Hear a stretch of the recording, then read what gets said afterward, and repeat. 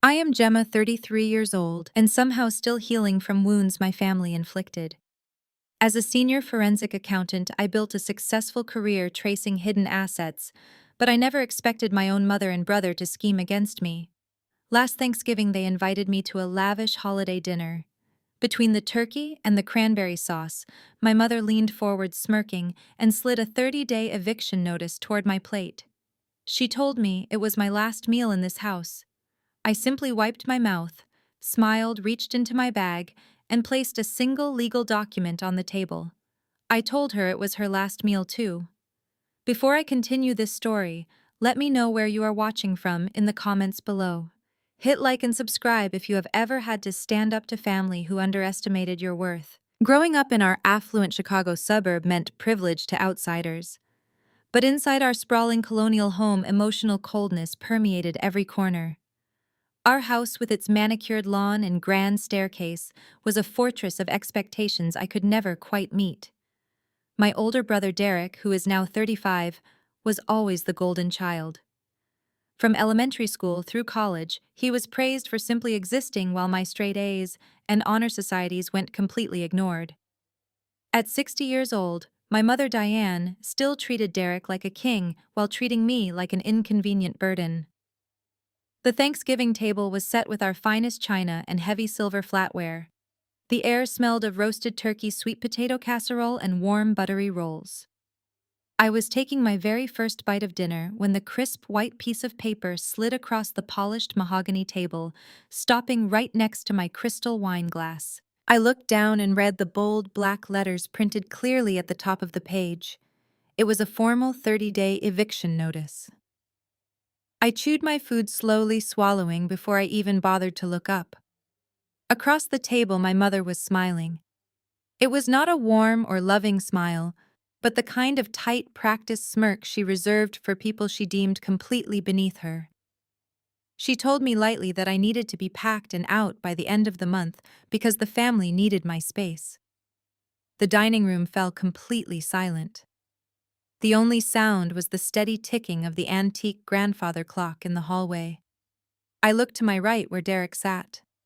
He was leaning back in his velvet dining chair, swirling an expensive glass of bourbon and looking entirely too pleased with himself. He was a self-proclaimed entrepreneur, which was just a polite way of saying he spent other people's hard-earned money on business ideas that never once materialized. Sitting directly next to him was his wife, Kendra. She is 32, an African-American woman who had built a massive client list in the highly competitive Chicago real estate market. She always made sure everyone in the room knew exactly how much money she made and how successful her career was. She rested her perfectly manicured hand on her swollen, pregnant belly and let out a soft, condescending sigh. She told me it was nothing personal, but Derek simply needed my bedroom. She explained that his new startup was really taking off, and he desperately needed a dedicated home office to meet with investors. Plus, with the baby coming, she said they needed the extra square footage to set up a proper nursery suite because they were building a real family. The words real family hung in the air, heavy and deliberate, meant to sting as much as possible. Kendra tilted her head, looking at me with a toxic mixture of pity and deep disgust. She told me to be honest with myself because I was 33 years old and completely single. She cruelly mocked my corporate accounting job, saying I spent my entire life hunched over a laptop looking at boring spreadsheets.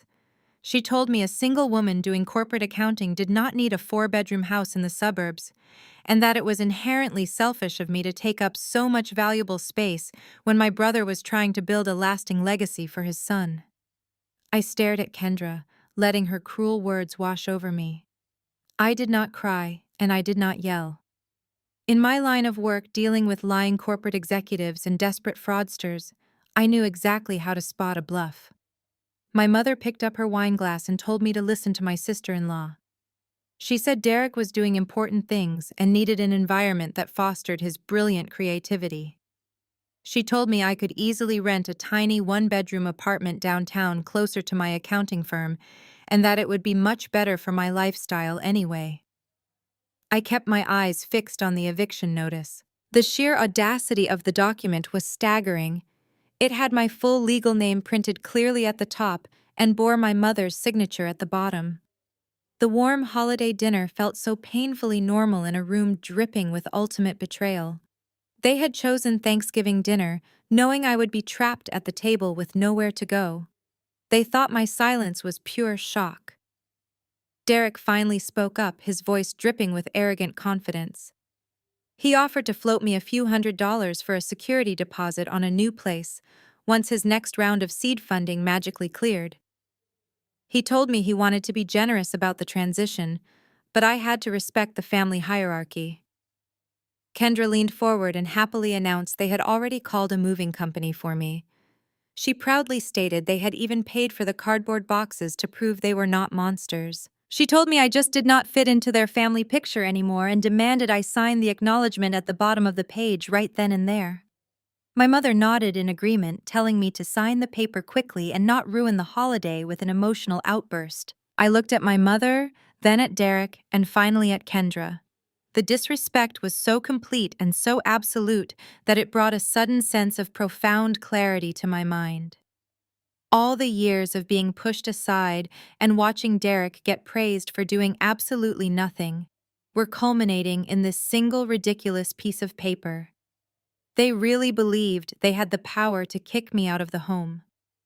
I placed my water glass back down on the table, making a soft clinking sound. I did not reach for a pen and I did not sign their worthless paper. Instead, I shifted my weight in my chair, calmly reached down into my heavy leather designer work bag, and pulled out a thick manila folder. I dropped it directly onto the silver turkey platter right in the center of the table, pushing the roasted bird aside. The heavy thud made my mother jump in her seat. I looked her dead in the eye and told her I was not a tenant in this house. I told her I was the landlord. The room grew so completely quiet that I could hear my own steady breathing. I suggested my mother open the folder and read the legal document inside. It was a formal grant deed securely stamped and certified by the county clerk's office. I watched the color completely drain from my mother's face as her eyes scanned the dense legal jargon. She stared at the name of the limited liability company listed as the sole property owner. I used the quiet moment to serve them all a heavy dose of cold reality. I reminded Diane of the secret bankruptcy she went through 3 short years ago. I detailed exactly how she had secretly remortgaged the family house to pay off Derek's failed tech venture debts until the bank finally foreclosed on the property. She had begged me, weeping, not to tell anyone out of deep shame. I revealed to the entire table that my personal limited liability company bought this foreclosed house straight from the bank auction simply to keep my own mother off the streets. I told them I had been paying the hefty property taxes, the insurance premiums, and the maintenance costs for 3 full years, while letting her pretend she still owned the place just to save her fragile pride. Diane screamed that it was a total lie.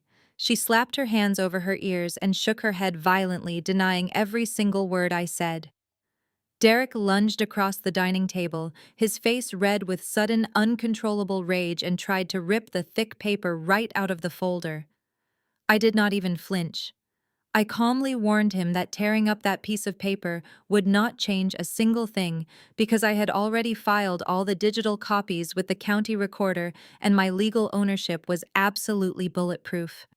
I told Derek he was sitting in my dining room eating food cooked in my kitchen and trying to evict me from my own property. Kendra, being a licensed real estate professional, snatched the deed from Derek's shaking hands to examine it herself. I watched her arrogant professional confidence completely evaporate as she recognized the official county seals and the undeniable legal standing of my holding company. She knew instantly that the document was real and that I held absolute legal power over the property. I leaned forward, resting my arms on the table, and looked directly at my mother. I told her that her printed eviction notice was completely invalid because she had absolutely no legal right to the home. However, I informed them that my verbal notice was entirely legally binding under state law. I gave them exactly 72 hours to pack all of their belongings and vacate my property. The silence in the dining room was so heavy it felt like it was pressing down on my chest, but I did not break eye contact with my mother. Kendra was the first one to snap out of the collective shock. As a licensed real estate agent in the highly competitive Chicago market, she knew her way around property laws, and she was not going to give up her pristine suburban nursery without a fight. She leaned her pregnant belly against the edge of the mahogany table and snatched the heavy manila folder right out from under my mother's trembling hands. I sat back in my chair and watched her eyes dart across the page. I could see her professional instincts kicking in as she scoured the document looking for any technicality, any missing signature, or any tiny loophole she could exploit to invalidate my ownership. She traced her perfectly manicured finger along the notary stamp and then down to the county clerk's certification. I knew exactly what she was looking for, and I also knew she would never find it. When I set up the limited liability company 3 years ago, I made absolutely sure the paperwork was impenetrable. I had the best corporate lawyers at my accounting firm review every single line. As Kendra reached the bottom of the page, I watched the arrogant confidence completely drain from her face. Her shoulders slumped and her mouth opened slightly, but no words came out. She looked at Derek, who was still red-faced and breathing heavily, and gave him a subtle, completely defeated shake of her head. The document was ironclad, and she knew it. My legal ownership of the house was an absolute undeniable fact. But Kendra was not the type of woman to ever admit defeat or apologize for her breathtaking cruelty. When the legal avenue slammed shut in her face, she instantly pivoted to the only weapon she had left, which was sheer emotional manipulation. She dropped the grant deed onto the table like it was on fire and immediately placed both of her hands protectively over her pregnant stomach. Her eyes filled with forced theatrical tears, and her voice trembled with perfectly manufactured outrage. She pointed a shaking finger at me and loudly accused me of being a heartless monster. She demanded to know how I could possibly sleep at night, knowing I was trying to throw a pregnant African-American woman out into the freezing, brutal Chicago winter. She wailed about the stress I was causing her unborn child and how my toxic behavior was going to put her into early labor. Derek immediately jumped on the bandwagon, rushing to his wife's side and wrapping his arms around her shoulders. He glared at me and shouted that I was sick in the head for terrorizing his vulnerable family on Thanksgiving of all days. My mother Diane chimed in right on cue, clutching her pearls and dramatically gasping for air. She cried out that she had failed as a mother because she had somehow raised a cold, unfeeling corporate robot instead of a loving daughter. They were building a massive wall of noise and guilt, trying to drown out the undeniable fact that they had just attempted to kick me out of my own home only 10 minutes prior. It was a classic gaslighting technique, and it was the exact same toxic dynamic I had endured my entire childhood. They would do something horribly offensive, and the second I stood up for myself, they would instantly flip the script and play the ultimate victims. In the past, this overwhelming pressure would have broken me. I would have backed down, apologized for upsetting them, and quietly accepted my role as the family punching bag just to keep the peace. But I was not that scared little girl anymore. I sat there completely stone-faced, letting their ridiculous accusations bounce right off me. I did not raise my voice to argue, and I did not try to defend my character. I simply watched them perform their chaotic circus act with the detached clinical observation of a forensic accountant reviewing a fraudulent tax return. The more I refused to react, the more frantic and unhinged their screaming became. Kendra sobbed louder. Derek puffed up his chest with empty threats, and my mother continued her theatrical hyperventilating. I let them exhaust themselves. I waited until they ran out of breath, and the dining room finally fell into a tense, expectant silence. They were staring at me, waiting for the inevitable apology, waiting for me to cave under the immense weight of their collective guilt trip. Instead, I calmly picked up my crystal water glass and took another slow sip, enjoying the crisp coolness against my throat. I placed the glass down and looked directly at my mother. I spoke in a low, steady tone that cut through the lingering tension in the room. I told Diane that the printed 30-day eviction notice she had so proudly slid across the table was completely invalid because she held absolutely no legal authority over my property. I looked at Derek and Kendra and told them their manipulative tears meant absolutely nothing to me. I set my final hard boundary right then and there. I informed them that while my mother's printed paper was worthless, my verbal notice to vacate the premises was entirely legally binding. I told them I was not giving them 30 days to slowly pack up my house. Because they had tried to blindside me on a holiday, I was giving them exactly 72 hours. They had 72 hours to pack every single piece of clothing, every piece of furniture they owned, and get off my property. I told them if they were still inside my house by Sunday evening, I would not hesitate to call the county sheriff and have them physically removed for trespassing. I grabbed my heavy bag, stood up, and walked out. The sun barely broke through the heavy gray clouds the next morning, casting a cold, harsh light over the sprawling city of Chicago. I woke up in my own apartment feeling more rested and deeply centered than I had in several long years. The 72-hour countdown had officially begun, and I was not about to let my mother and my brother forget the absolute reality of their legal situation. I dressed in a sharp, tailored dark suit, grabbed my heavy leather briefcase, and drove straight back to my property. I needed to do a formal walkthrough to meticulously document the condition of the house before they tried to damage any of the expensive fixtures out of pure spite. When I unlocked the heavy oak front door and stepped into the grand foyer, the atmosphere inside the house was incredibly tense and uncomfortably heavy. My mother Diane was sitting comfortably in the main living room sipping hot coffee from one of my expensive imported ceramic mugs. Derek was pacing back and forth near the massive stone fireplace, looking unusually confident and arrogant for a man who had just been legally ordered out of his permanent residence. I knew exactly what that deeply smug look on his face meant. My mother had spent the entire night tirelessly rallying her troops. She had been on the phone since the crack of dawn, playing the ultimate tragic victim and spinning a massive tangled web of lies to every single relative in our extended family network. Psychologists call this specific manipulation tactic deploying the flying monkeys. It is exactly what highly toxic people do when they finally lose their direct control over you.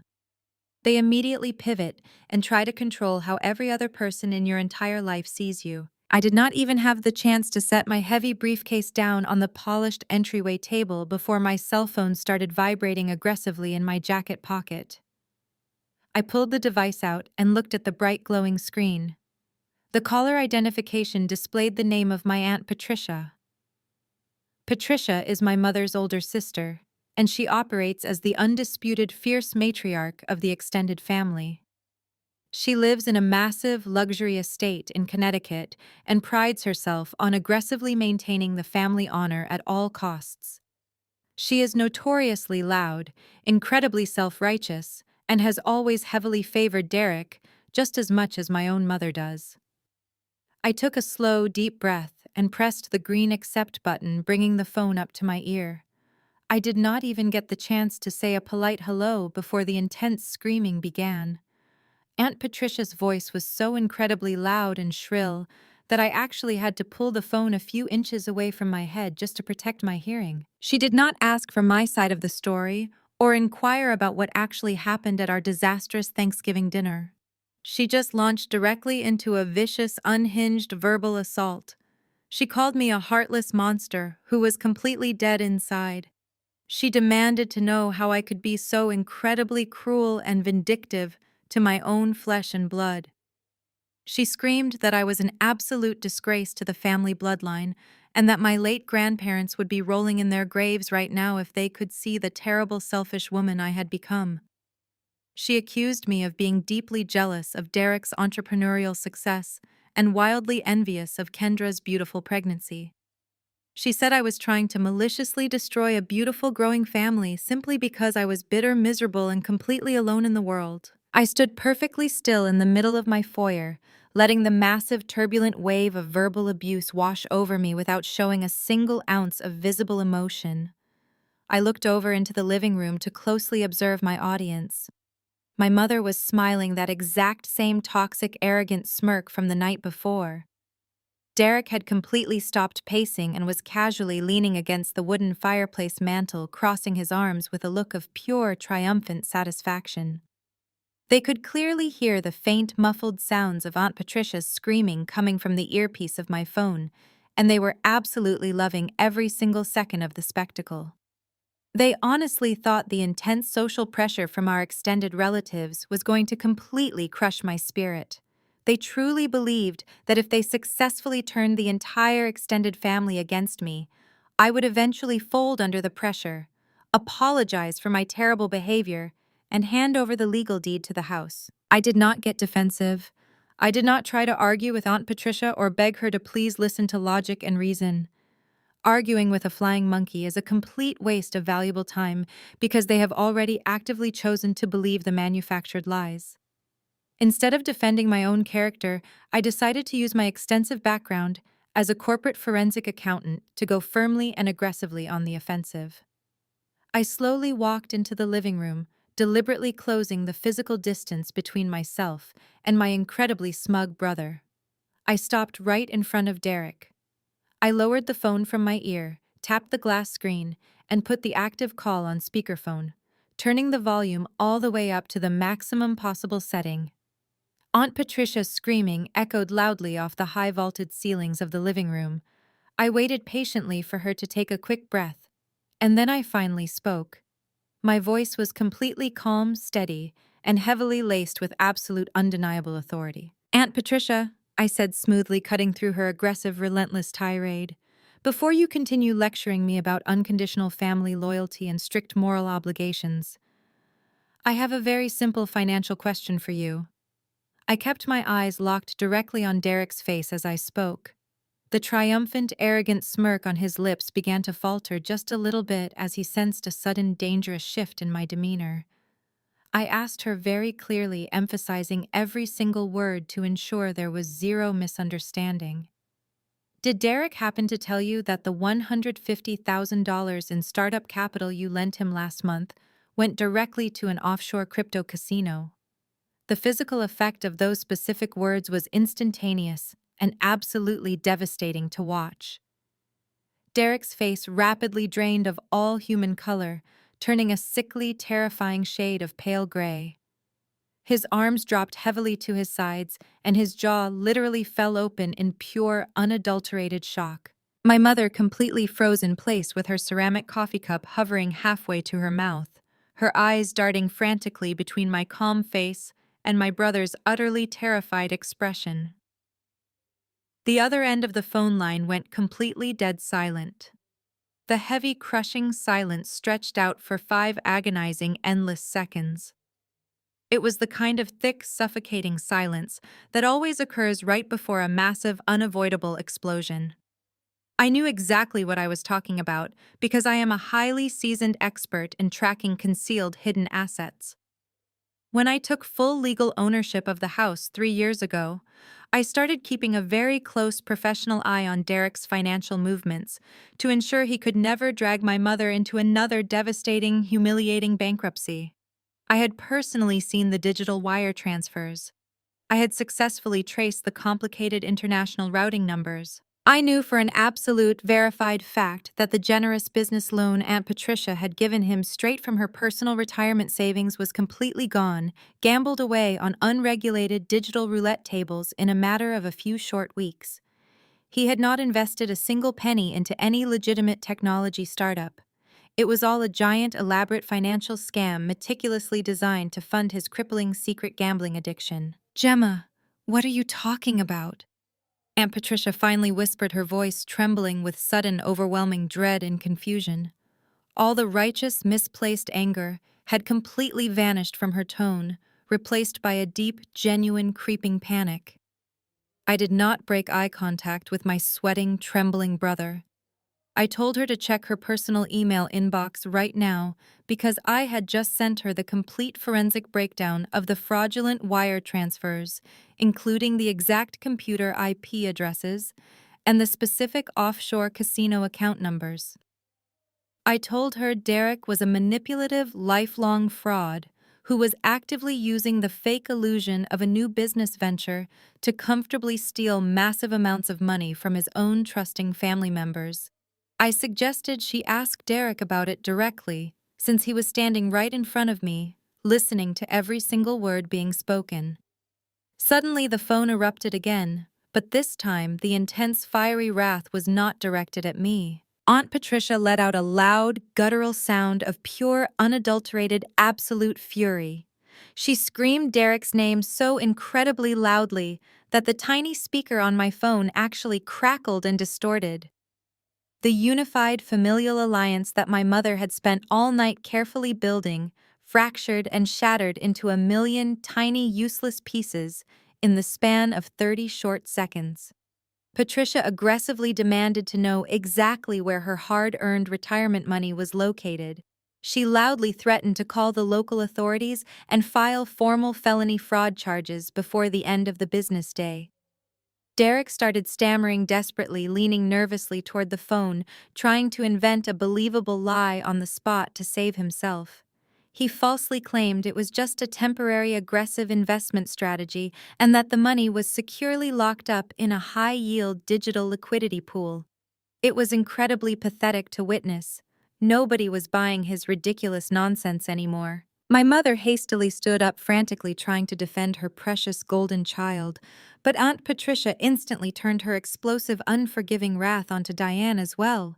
She viciously accused my mother of knowing about the massive theft and helping Derek cover it up to fiercely protect his fragile image.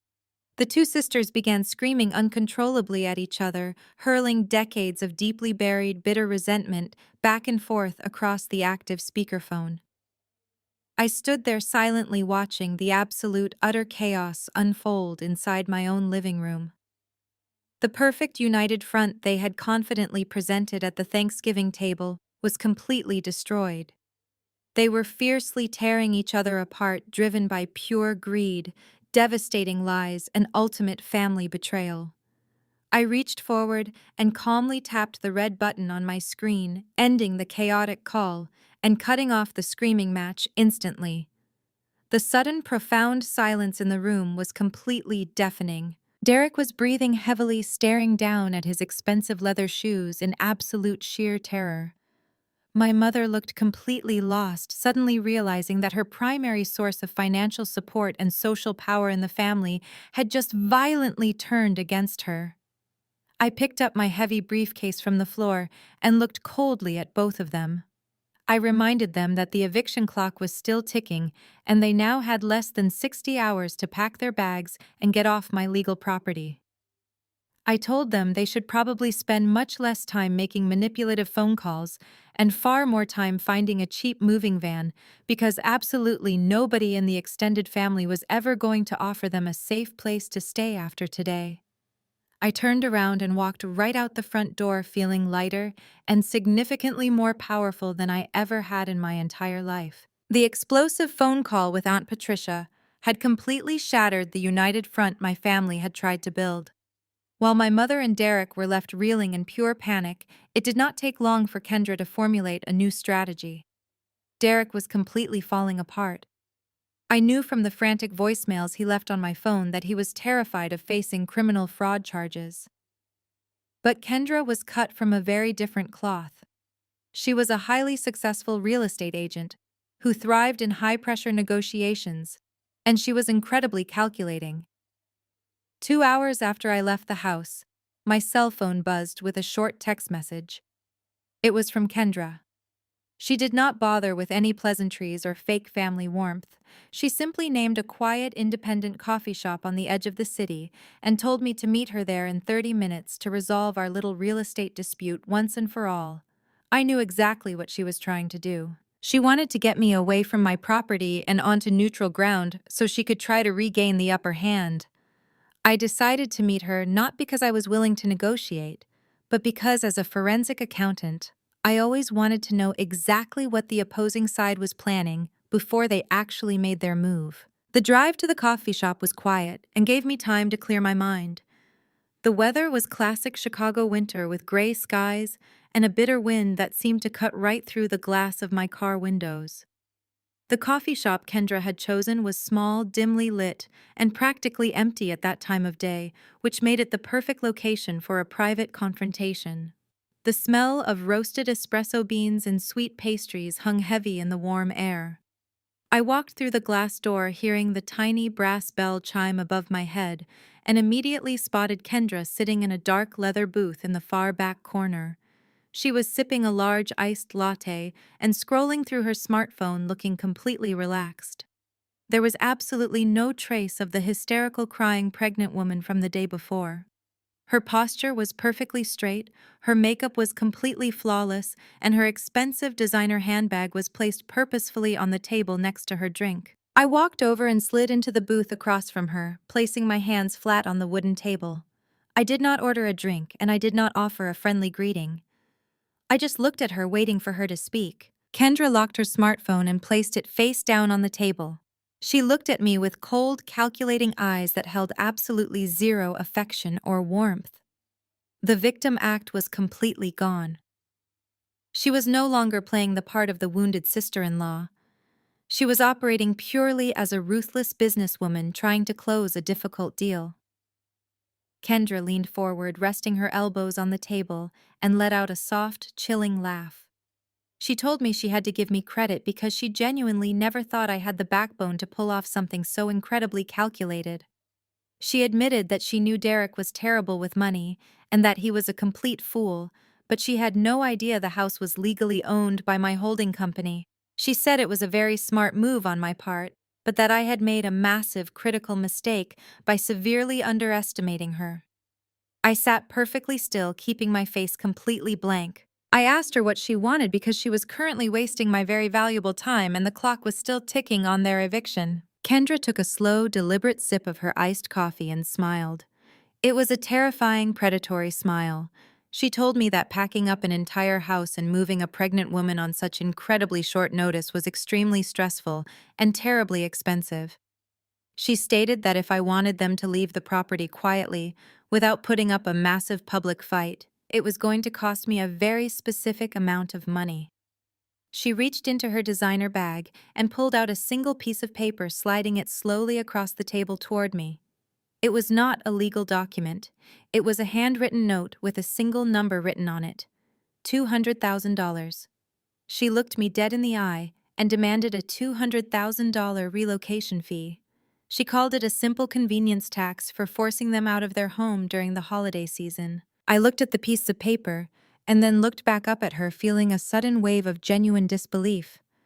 I asked her why in the world she thought I would ever pay her a single dime, let alone $200,000, when I already held the absolute legal right to have the county sheriff physically remove them from my property by Sunday evening. Kendra did not blink. She leaned even closer to me, lowering her voice to a dangerous whisper. She told me that legal rights do not matter when public perception and professional reputations are on the line. She said she was not just going to refuse to leave, but she was going to actively destroy my entire life if I did not pay her the money. Kendra clearly laid out her master plan with terrifying precision. She reminded me that she held an active professional real estate license in the state of Illinois. She told me she had deep connections with the city housing board, the local zoning committees, and several prominent property lawyers. She threatened to use her professional credentials to file a massive formal complaint against me and my limited liability company. She said she would officially accuse me of committing severe elder abuse. She planned to tell the state authorities and adult protective services that my mother Diane was suffering from early onset dementia and that I had maliciously tricked a confused elderly woman into signing over the deed to her multi-million-dollar home. Kendra smiled a wicked, twisted smile and said that even though the accusations were completely false, the resulting legal investigation would immediately freeze all of my personal and business assets. She said the state would place a hard legal lien on the property, meaning I would not be able to sell it, rent it, or even live in it for years while the courts sorted out the messy allegations. She told me the resulting legal fees to defend myself against the state would easily bankrupt me. But Kendra was not finished outlining her extortion plot.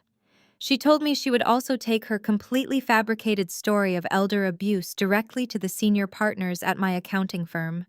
She said, Corporate forensic accounting is a profession built entirely on strict ethics, absolute transparency, and flawless moral character. She asked me how my conservative bosses would react when they received a formal drafted complaint from a licensed real estate professional accusing their star accountant of defrauding an elderly family member. She gleefully pointed out that my company would be forced to fire me immediately just to protect their own corporate public relations image. Kendra sat back in her leather booth, crossing her arms over her chest, looking incredibly triumphant. She honestly believed she had just delivered the ultimate checkmate. She thought she had completely backed me into a dark corner, where my only possible option was to pay her the $200,000 to save my home, my career, and my professional reputation. She told me I had exactly 24 hours to wire the money directly into her personal bank account, or she would make the phone calls and burn my entire life to the ground. She picked up her iced latte and took another satisfying sip, completely convinced she had just won the war. I listened to every single word she said, carefully, processing the sheer magnitude of her blatant extortion attempt. In the state of Illinois, threatening to ruin someone professionally and legally in exchange for a massive sum of money is a textbook definition of criminal blackmail. Kendra was so blinded by her own greed and arrogance that she had completely forgotten what I actually do for a living. I am not just a corporate number cruncher. I am a forensic investigator who specializes in documenting, tracking, and exposing corporate fraud and financial crimes. I know exactly how to gather impenetrable evidence, and I know exactly how to handle people who think they are above the law. I did not show her any fear. I did not show her any anger or panic. I simply looked at the piece of paper with the $200,000 demand written on it. I calmly reached out, picked up the piece of paper, and slowly folded it in half. I tucked the paper neatly into the inner pocket of my dark suit jacket. I looked at Kendra and gave her a very small, chilling smile. I told her I appreciated her taking the time to clarify her exact position and her specific financial demands. I slid out of the leather booth, standing up to my full height. I looked down at her and calmly stated that our meeting was officially over and that the eviction countdown was still ticking. I turned around and walked out of the coffee shop, leaving Kendra sitting alone in the booth staring after me. She thought she had cornered a helpless victim, but she had absolutely no idea the massive legal trap she had just willingly stepped right into. I walked right out of the independent coffee shop and stepped into the biting cold of the Chicago winter afternoon. I did not buy a drink, and I certainly did not pay Kendra a single dime of her ridiculous $200,000 extortion demand. The icy wind whipped around my dark wool coat, but I felt surprisingly warm inside. I knew exactly who I was dealing with, and I knew Kendra would not just walk away quietly after I completely rejected her blackmail attempt. As I drove back to my apartment, the city streets were blanketed in a thin layer of fresh snow reflecting the pale gray sky. I spent the next couple of hours organizing my digital files and double-checking the property deeds to make absolutely sure everything was legally secure for the upcoming eviction. The quiet focus of forensic accounting always grounded me, and I needed my mind to be as sharp as a scalpel. But the peaceful silence in my apartment did not last very long. Exactly 2 hours after I left the coffee shop, my cell phone sitting on the kitchen counter began to vibrate. It was not just a single notification or a quick text message. The phone started buzzing continuously, sliding slightly across the smooth granite countertop with the sheer force of the incoming alerts. I walked over and picked it up, staring at a screen that was completely flooded with notifications from Facebook, TikTok, and Instagram. Messages from distant acquaintances, former high school classmates, and local business owners were pouring in by the second. My heart beat a little faster as I tapped the screen and opened the very first link someone had sent me. It was a video posted directly to Kendra's public real estate page, and Derek had immediately shared it to his own accounts. The video was a masterclass in modern digital manipulation. Kendra was sitting on the edge of the living room sofa inside my house, looking absolutely devastated. She was wearing an oversized gray sweater that perfectly accentuated her pregnant belly, and all her makeup had been wiped off to make her look exhausted. Derek sat right next to her, holding her hand and staring down at the floor with a carefully practiced look of pure masculine defeat. In the background, my mother Diane was sitting in a rocking chair, slowly dabbing her eyes with a tissue, looking like a frail elderly woman who had just lost her world. Kendra looked directly into the camera lens with glossy, tear-filled eyes and began to speak with a trembling voice. She told her thousands of local followers a horrific, fabricated story. She claimed that her wealthy, heartless corporate sister-in-law was maliciously evicting her from her family home right before the holidays. She cried actual tears as she described how she was 6 months pregnant and suddenly facing homelessness because I wanted to sell the property to fund my lavish single lifestyle. Derek chimed in, describing me as a greedy corporate monster who had abandoned all family values for a bigger bank account. They did not mention the bankruptcy or my legal ownership of the house. They painted a picture of a sweet, innocent family being destroyed by an evil, rich sister. The video had been heavily edited, with sad background music and text overlays begging the local community for help and support. By the time I finished watching it, the view count had already crossed 50,000 and was climbing rapidly. The comment section was an absolute nightmare of misdirected public outrage. People who had never even met me were typing the most vile, aggressive things imaginable. They called me a psychopath, a sociopath, and a disgrace to women everywhere. Because Kendra was a well-known local real estate agent, the video went wildly viral within our specific suburban community. The situation escalated terrifyingly fast. Within an hour, the angry comments turned into direct messages containing explicit death threats. Complete strangers were telling me to watch my back when I walked to my car and promising to make my life a living hell if I actually went through with the eviction of a pregnant woman. The digital harassment quickly bled over into the real physical world.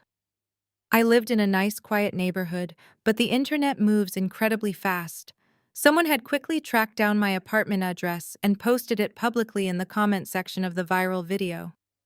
By late afternoon, I heard a loud, strange thud against my front door.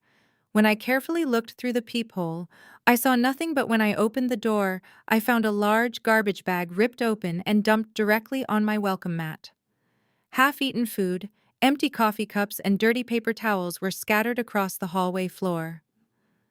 Later that evening, I looked out my living room window and saw a dark car slowly drive past my building twice.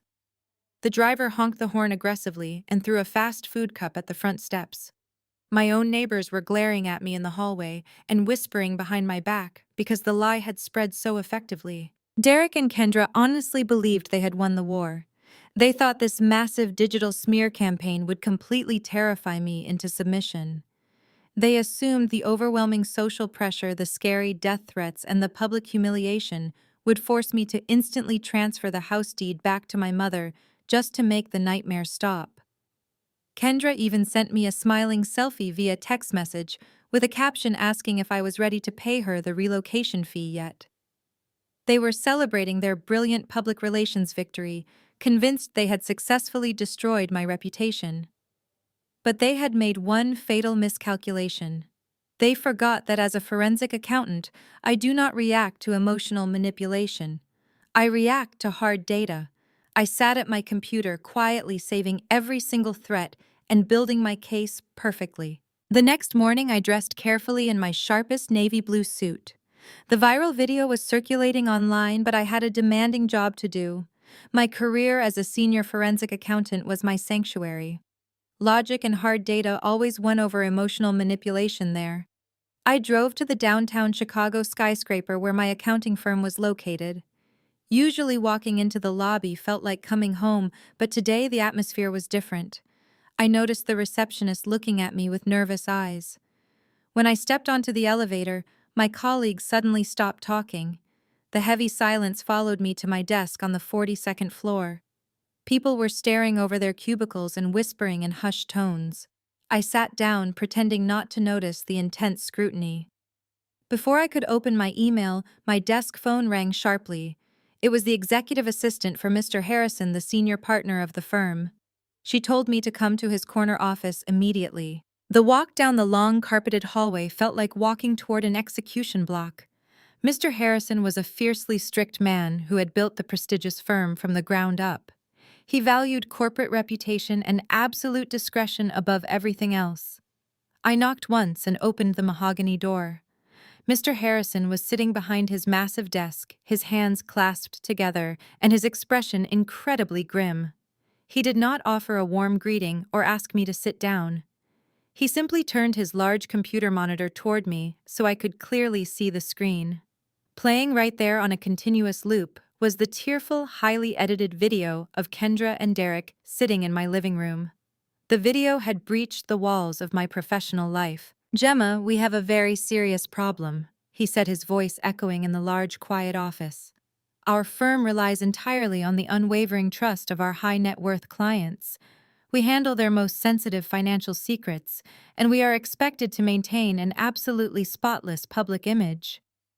He paused, tapping his expensive pen against the polished wood of his desk. I woke up this morning to find this video forwarded directly to my private executive email inbox. It has also been sent to the Human Resources Department and to several of our top corporate clients. The subject line accused our firm of employing a heartless monster who throws pregnant women out into the snow.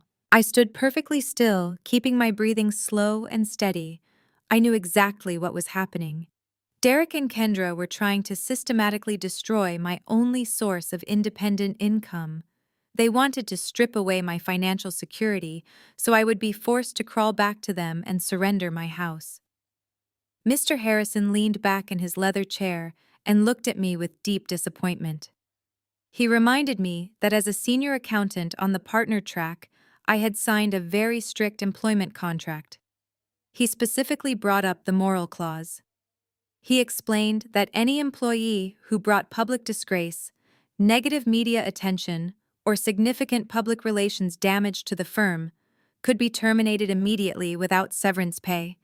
He told me that perception is reality in the extremely competitive financial world. Even if the video was entirely fake, the sheer volume of negative attention and public outrage was a massive liability for the company. He said the board of directors was already discussing placing me on an unpaid administrative leave pending a full formal investigation into my personal character. My entire world hovered right on the edge of complete collapse. I had worked 80-hour weeks for 7 years to build my prestigious career. I had sacrificed my personal life, my sleep, and my youth to reach the senior level. Losing my job would mean losing my health care, my savings trajectory, and my hard-earned professional identity. Just as Mr. Harrison was asking me if I had anything to say in my defense, I felt a sharp vibration in my suit pocket.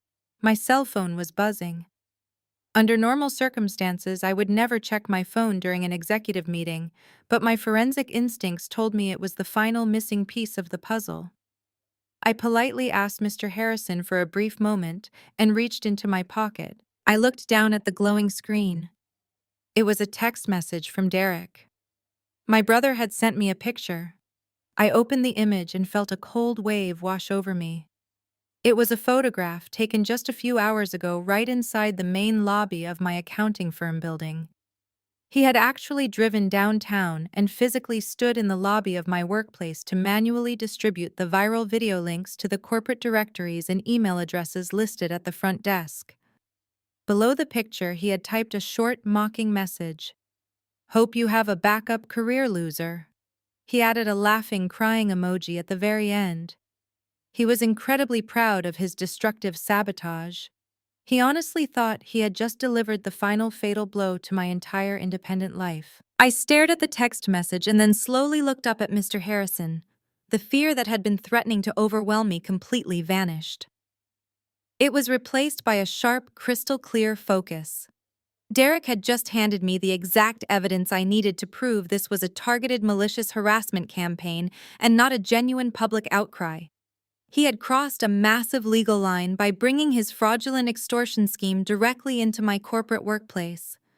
My brother thought he was playing a brilliant game of chess, but he was playing with fire. I locked my phone and slid it back into my pocket. I did not cry and I did not beg Mr. Harrison for my job. I stood up a little straighter and looked the senior partner directly in the eyes, fully prepared to turn the corporate ambush right back around. I knew my mother and my brother would never simply pack their bags and walk away quietly from the house. Toxic people do not surrender when they are totally cornered. Instead, they double down and attack with everything they have. After my meeting with the senior partner, I went back to my desk to finish out the remainder of my workday with a clear head. The tension in the office had finally settled down, but my mind was completely focused on the impending eviction deadline approaching. It was late Thursday afternoon when the receptionist called my extension to tell me there was a courier waiting for me in the lobby. I walked out to the reception area and saw a man holding a thick manila envelope staring at the floor. He quickly asked if I was Gemma. When I said yes, he shoved the envelope directly into my hands and told me I had just been formally served. The courier did not say another single word before turning around and stepping back onto the crowded elevator, leaving me standing completely alone in the silent reception area. I walked back to my desk and tore open the heavy paper, feeling nothing. Inside was a massive stack of legal documents printed on very cheap paper. My mother and Derek had actually done it. They had officially hired a lawyer and filed a formal civil lawsuit against me.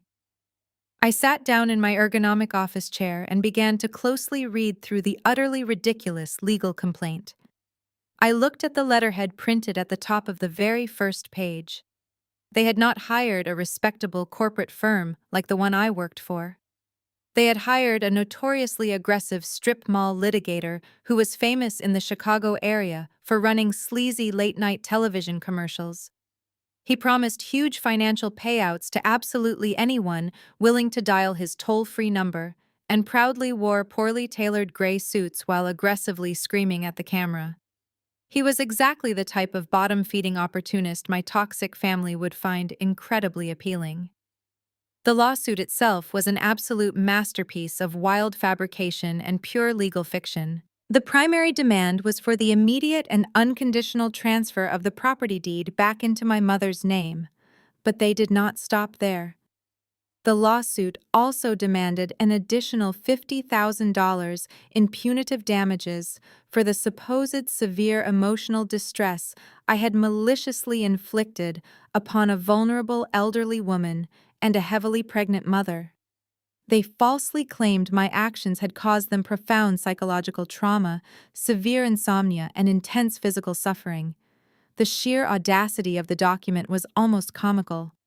Derek and Kendra had spent the last 3 days trying to extort me, destroy my career, and ruin my public reputation, but they were now aggressively demanding $50,000 because their fragile feelings were hurt. As I was reading through the final pages of the absurd legal complaint, my cell phone lit up brightly on my desk. I had missed a call from an unknown local number while I was reviewing the paperwork, and the caller had left a long voicemail. I put my phone on speaker and pressed play. It was the sleazy lawyer. His voice was incredibly loud, abrasive, and dripping with unearned arrogance. He did not bother to introduce himself politely. He launched straight into a highly aggressive intimidation tactic. He loudly told me he had just filed the lawsuit with the county court and that I was completely out of my depth. He explicitly warned me that he was fully prepared to drag this case out through many years of grueling, expensive litigation. He promised to file endless motions, demand countless legal depositions, and bury me in so much dense legal paperwork that I would be totally financially ruined by exorbitant attorney fees long before we even saw the inside of a courtroom.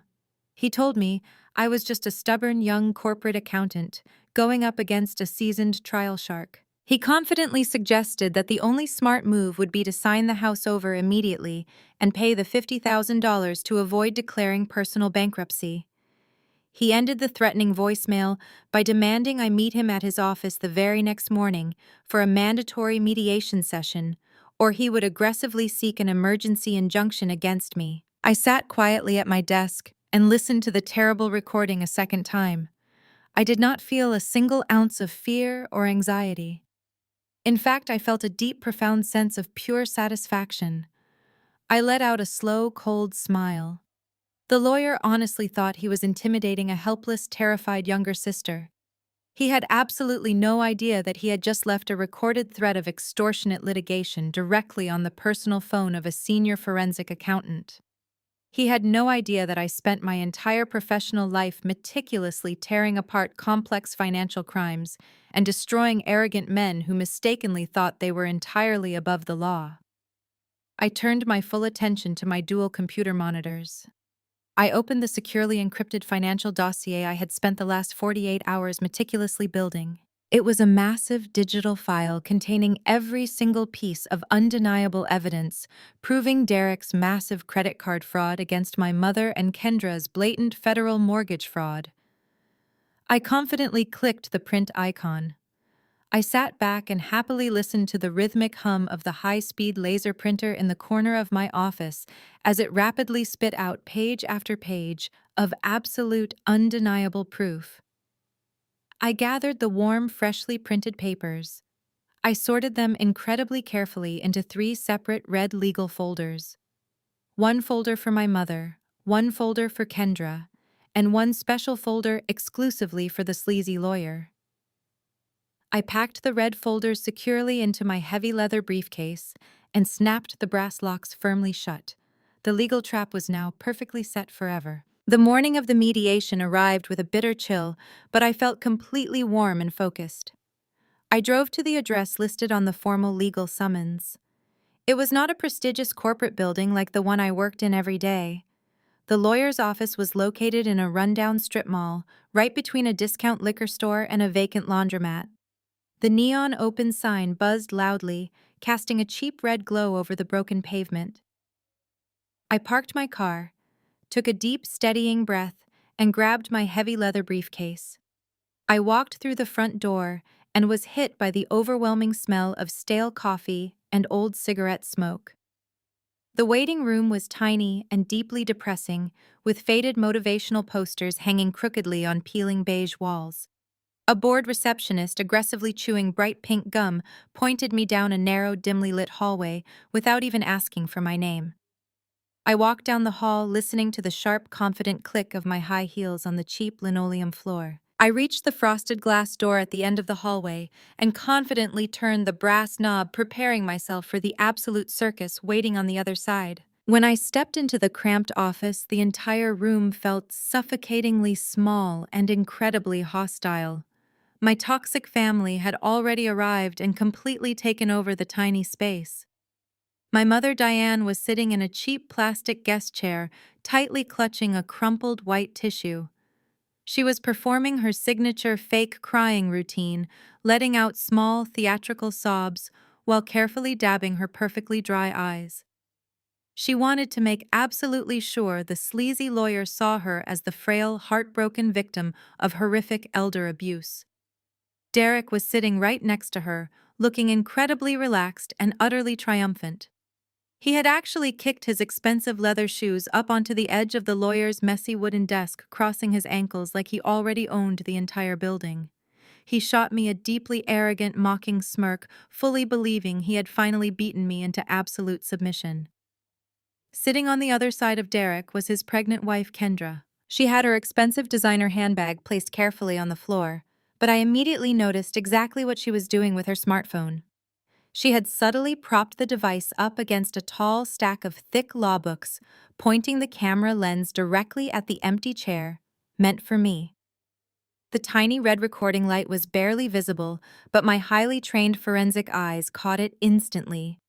Kendra was secretly filming the entire mediation session, hoping to intimately capture my humiliating defeat so she could post part 2 of her viral victim series and totally destroy my public reputation. Sitting behind the cluttered desk was the sleazy lawyer.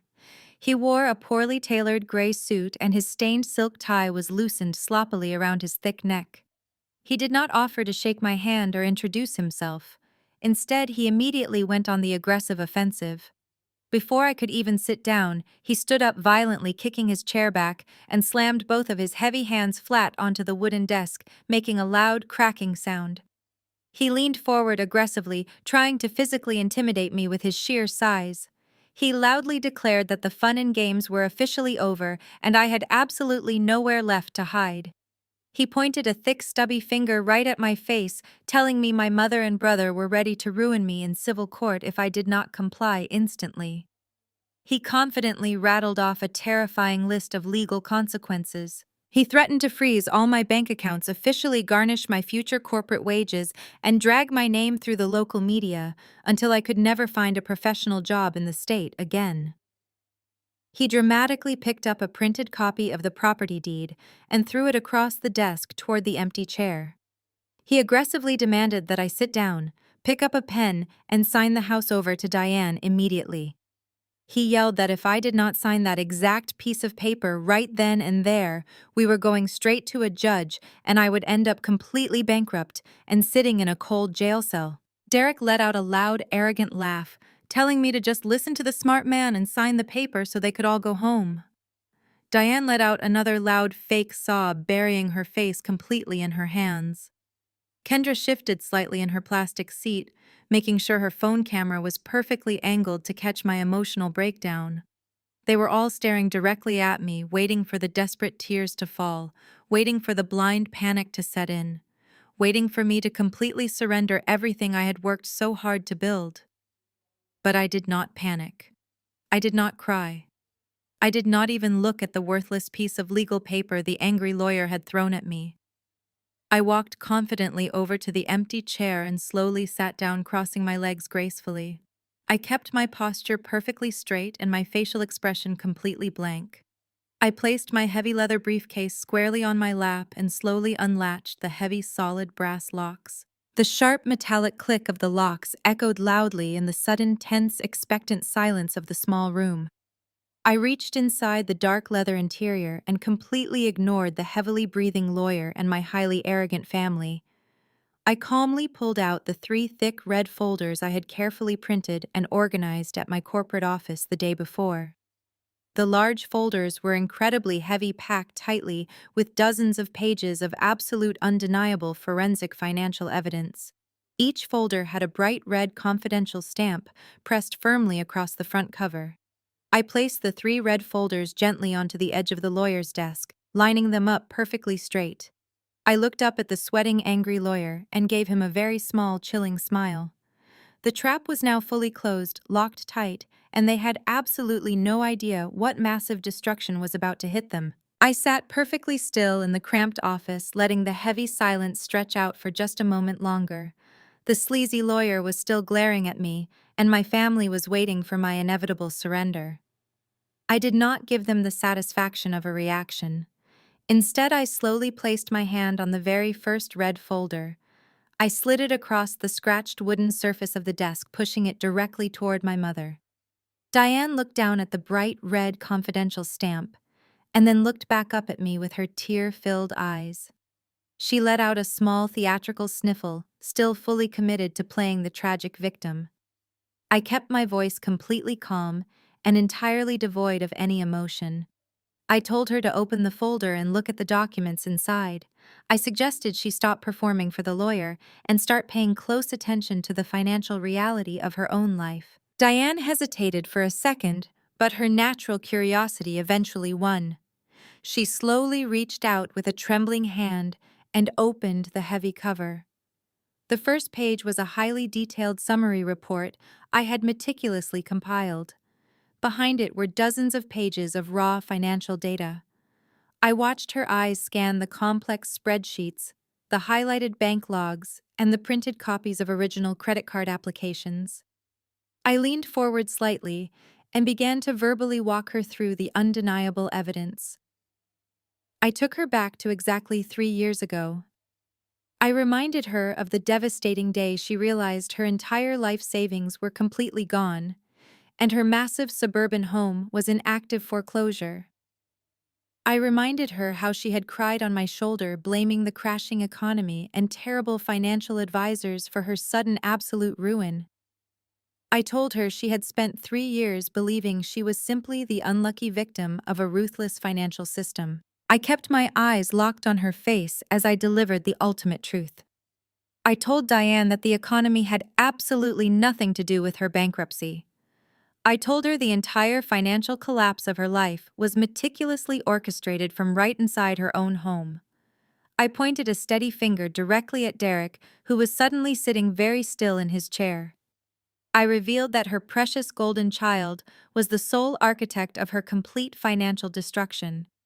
I explained the documents in the folder line by line. I detailed how Derek had secretly opened 5 separate high-limit credit cards, using her name, her social security number, and her pristine credit history.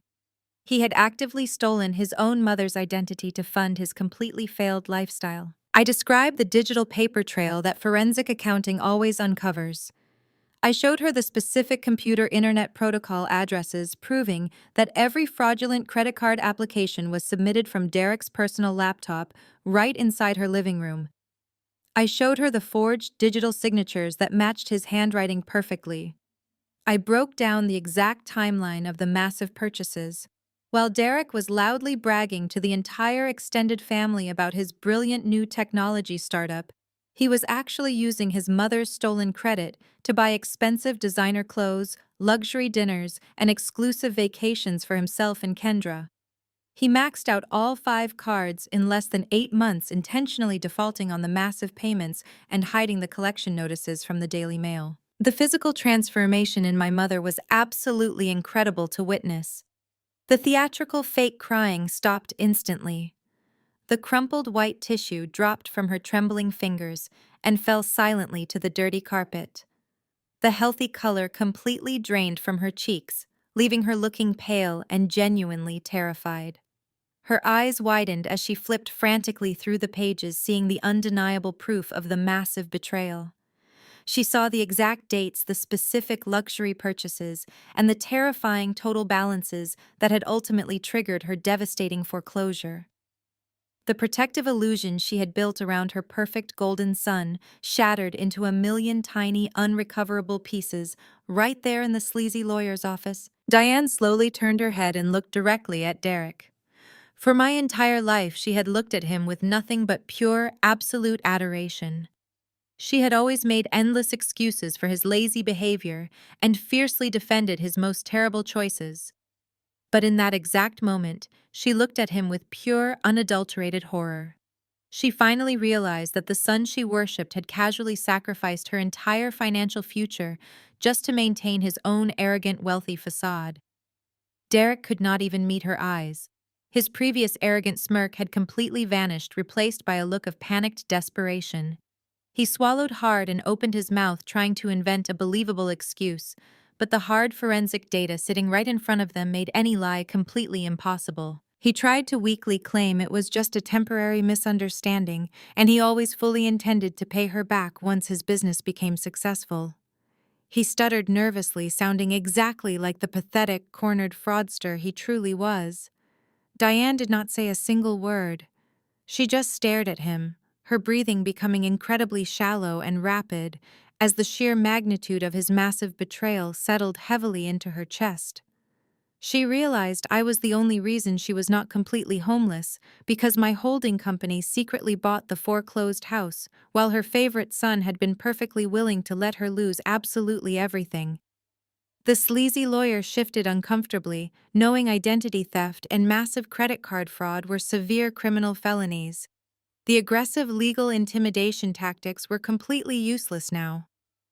The small room descended into a heavy, suffocating silence. I sat perfectly composed, watching the complete destruction of the toxic family dynamic that had tormented me for my entire life. I calmly rested my fingers on the second red folder. The heavy silence in the room was absolute, as my mother continued to stare in pure horror at her golden son. Derek was completely paralyzed by his own sudden exposure, but my work in this tiny, suffocating office was far from over. I slowly turned my head and shifted my complete focus onto Kendra. My sister-in-law was sitting rigidly in her cheap plastic chair. She had just watched her husband's entire financial facade crumble into dust, but she was desperately trying to maintain her own arrogant composure. She shifted her eyes away from Derek and looked at me with a defensive glare.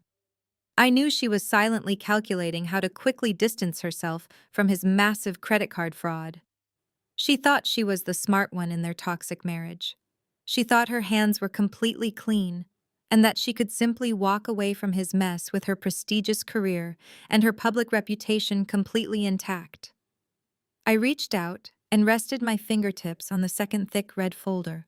I slowly pushed it across the scratched wooden desk until it stopped right in front of Kendra. I kept my voice completely even and devoid of any emotion. I told Kendra it was her turn to look at the hard forensic data. She crossed her arms tightly over her pregnant belly and aggressively refused to touch the heavy red folder. She told me she had absolutely nothing to do with Derek's pathetic financial crimes and that she managed her own highly successful business accounts completely separate from his. She confidently stated that my forensic accounting tricks would not work on a licensed real estate professional who understood the law. I let out a very small, cold smile. I told her that was incredibly fascinating because her official digital signature was stamped all over the fraudulent documents waiting inside that folder. Kendra hesitated, her confident glare wavering for just a fraction of a second. She slowly uncrossed her arms, reached forward and flipped open the heavy red cover. I watched her perfectly manicured fingernails trace the top page of the incredibly detailed financial dossier. I had spent hours cross-referencing public property records with federal loan databases to uncover her massive secret. I told the entire room exactly what Kendra had been doing behind closed doors. I explained that Derek did not just steal my mother's identity to fund his lavish lifestyle. He had also applied for massive federal business loans and luxury auto financing that required strict income verification. Because Derek had absolutely no legitimate income, he needed an inside connection to perfectly forge the necessary financial background checks. I looked directly into Kendra's widening eyes and detailed how she had maliciously abused her professional real estate credentials to fabricate completely fake income statements for her husband. She had actively used her prestigious agency letterhead and her official state license number to legitimize his fraudulent federal loan applications. I told her I had printed out every single falsified tax return, every completely fake bank statement, and every forged employment verification form she had personally submitted to the federal lending agencies. I watched the confident, arrogant mask completely melt off her face.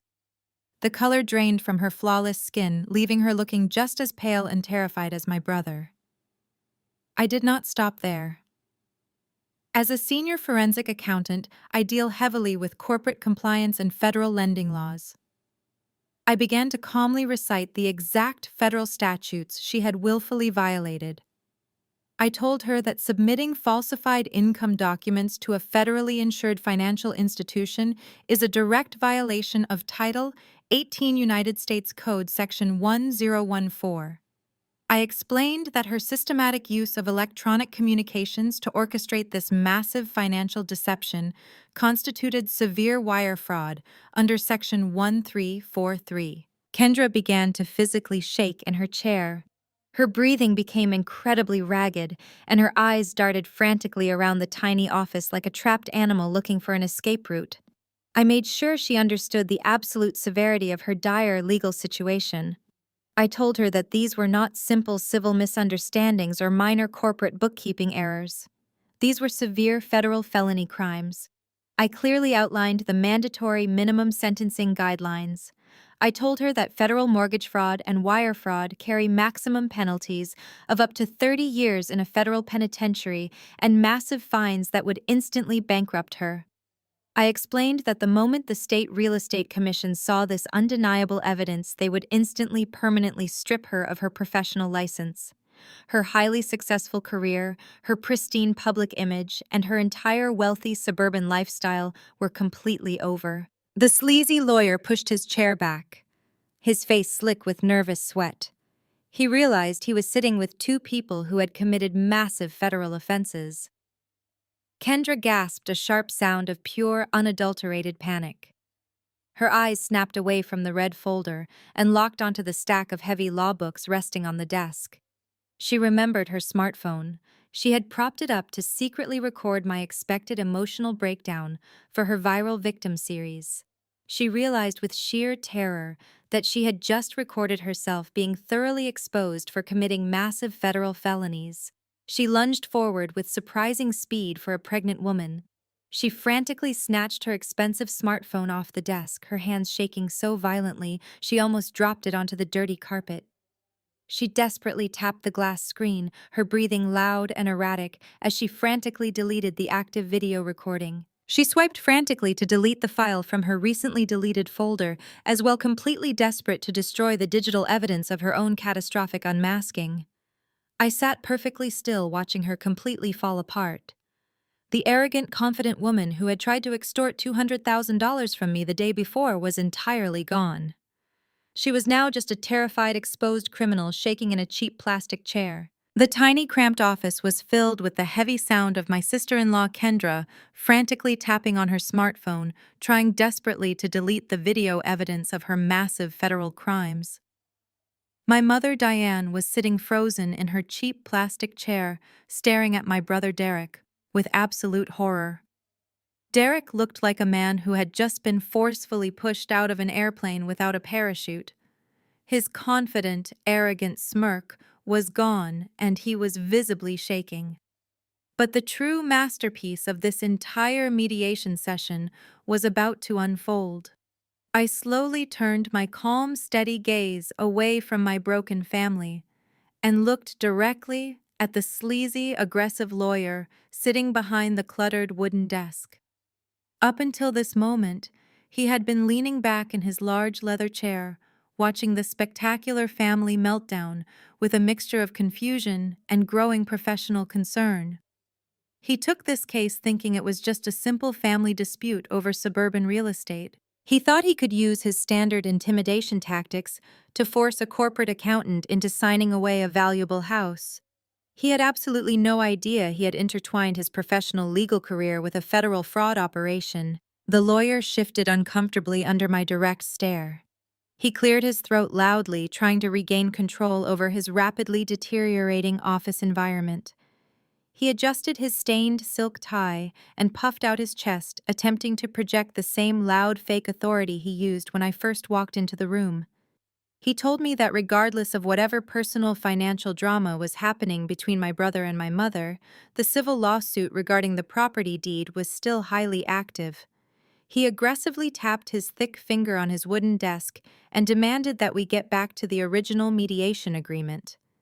He actually had the sheer audacity to tell me that if I did not sign the house over to Diane, he was going to take me to civil court and bankrupt me with endless legal fees.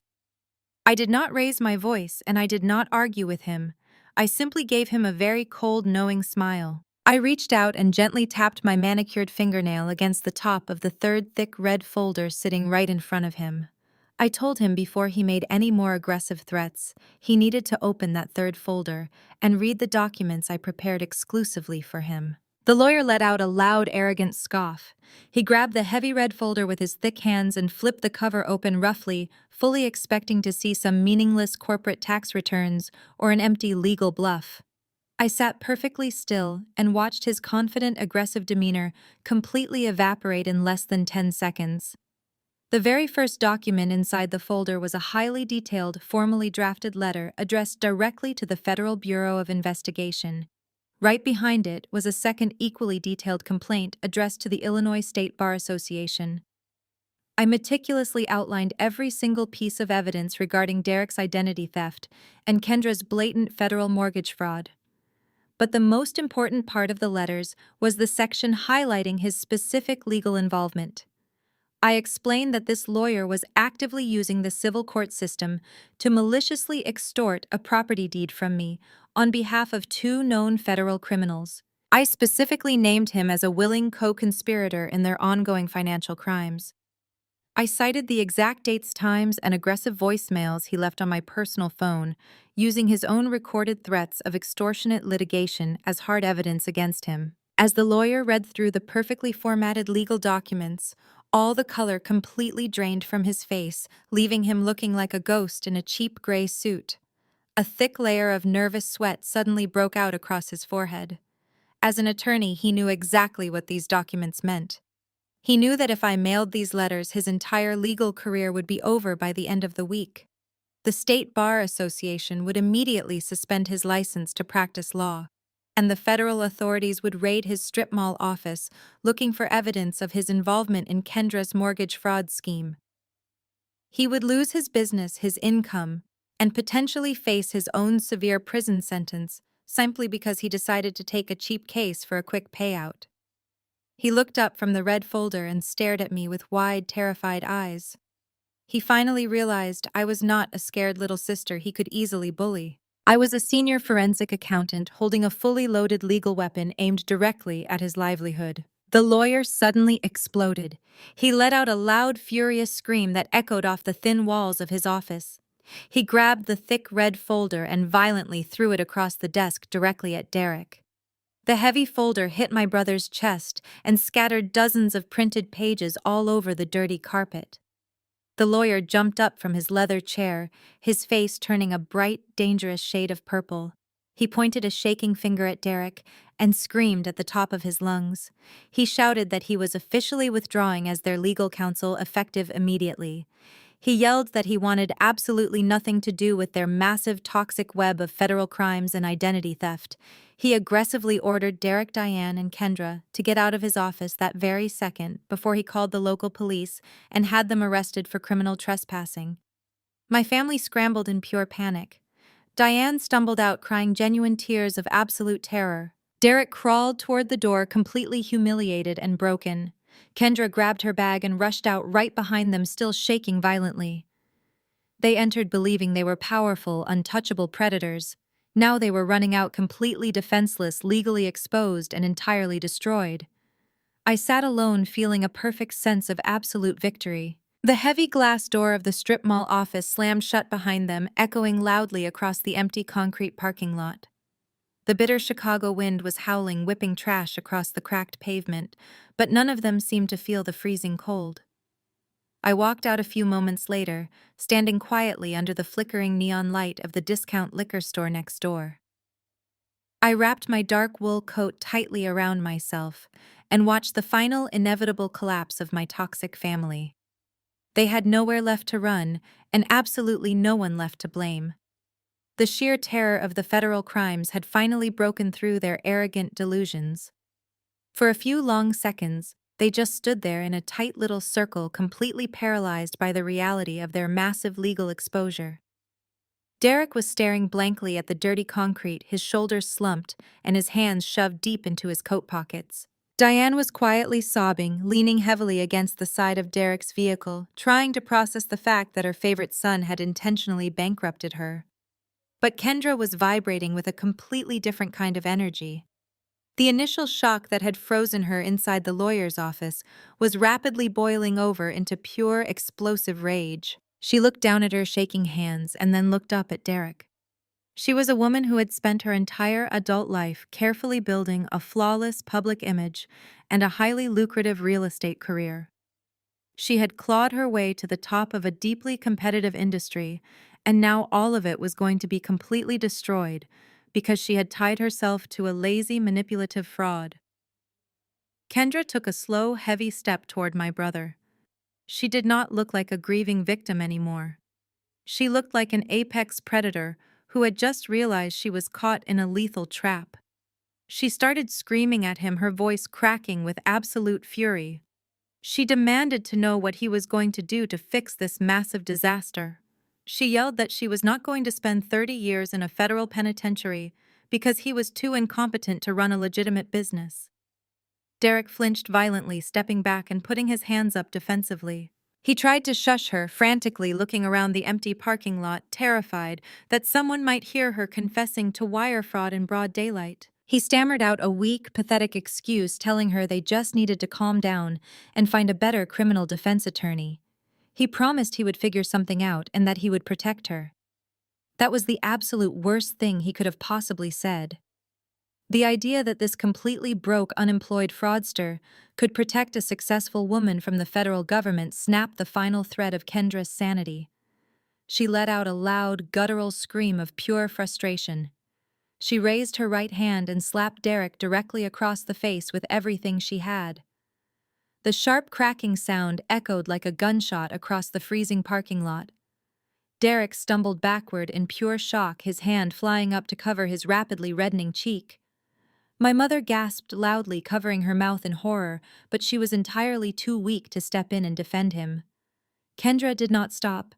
She stepped right into his personal space, pointing her manicured finger directly at his chest. She screamed that he had completely ruined her life. She listed every single sacrifice she had made for him, every fake income document she had forged, and every massive lie she had told. She yelled that she was the only reason he was not living in a cardboard box years ago. She told him he was a complete failure as a businessman, a complete failure as a son, and an absolute failure as a husband. Derek just stood there taking the verbal beating, completely unable to defend himself, because every single word she said was the absolute truth. The golden child was finally being held entirely accountable, and he was crumbling under the immense pressure. Kendra took a deep breath, pulling her designer coat tightly around her pregnant belly. Her voice dropped into a cold, terrifyingly calm register. She looked Derek dead in the eyes and delivered her final, absolute ultimatum. She announced that she was filing for a massive immediate divorce the very next morning.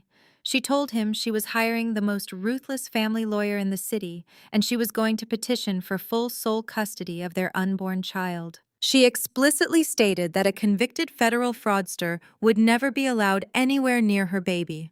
She told Derek she was packing her bags tonight and moving permanently back to Atlanta to live with her own parents. She turned her back on him, completely dismissing his entire existence. Derek finally panicked, reaching out to grab her arm, begging her not to leave him alone in this massive mess. Kendra viciously yanked her arm away, shooting him a look of absolute pure disgust.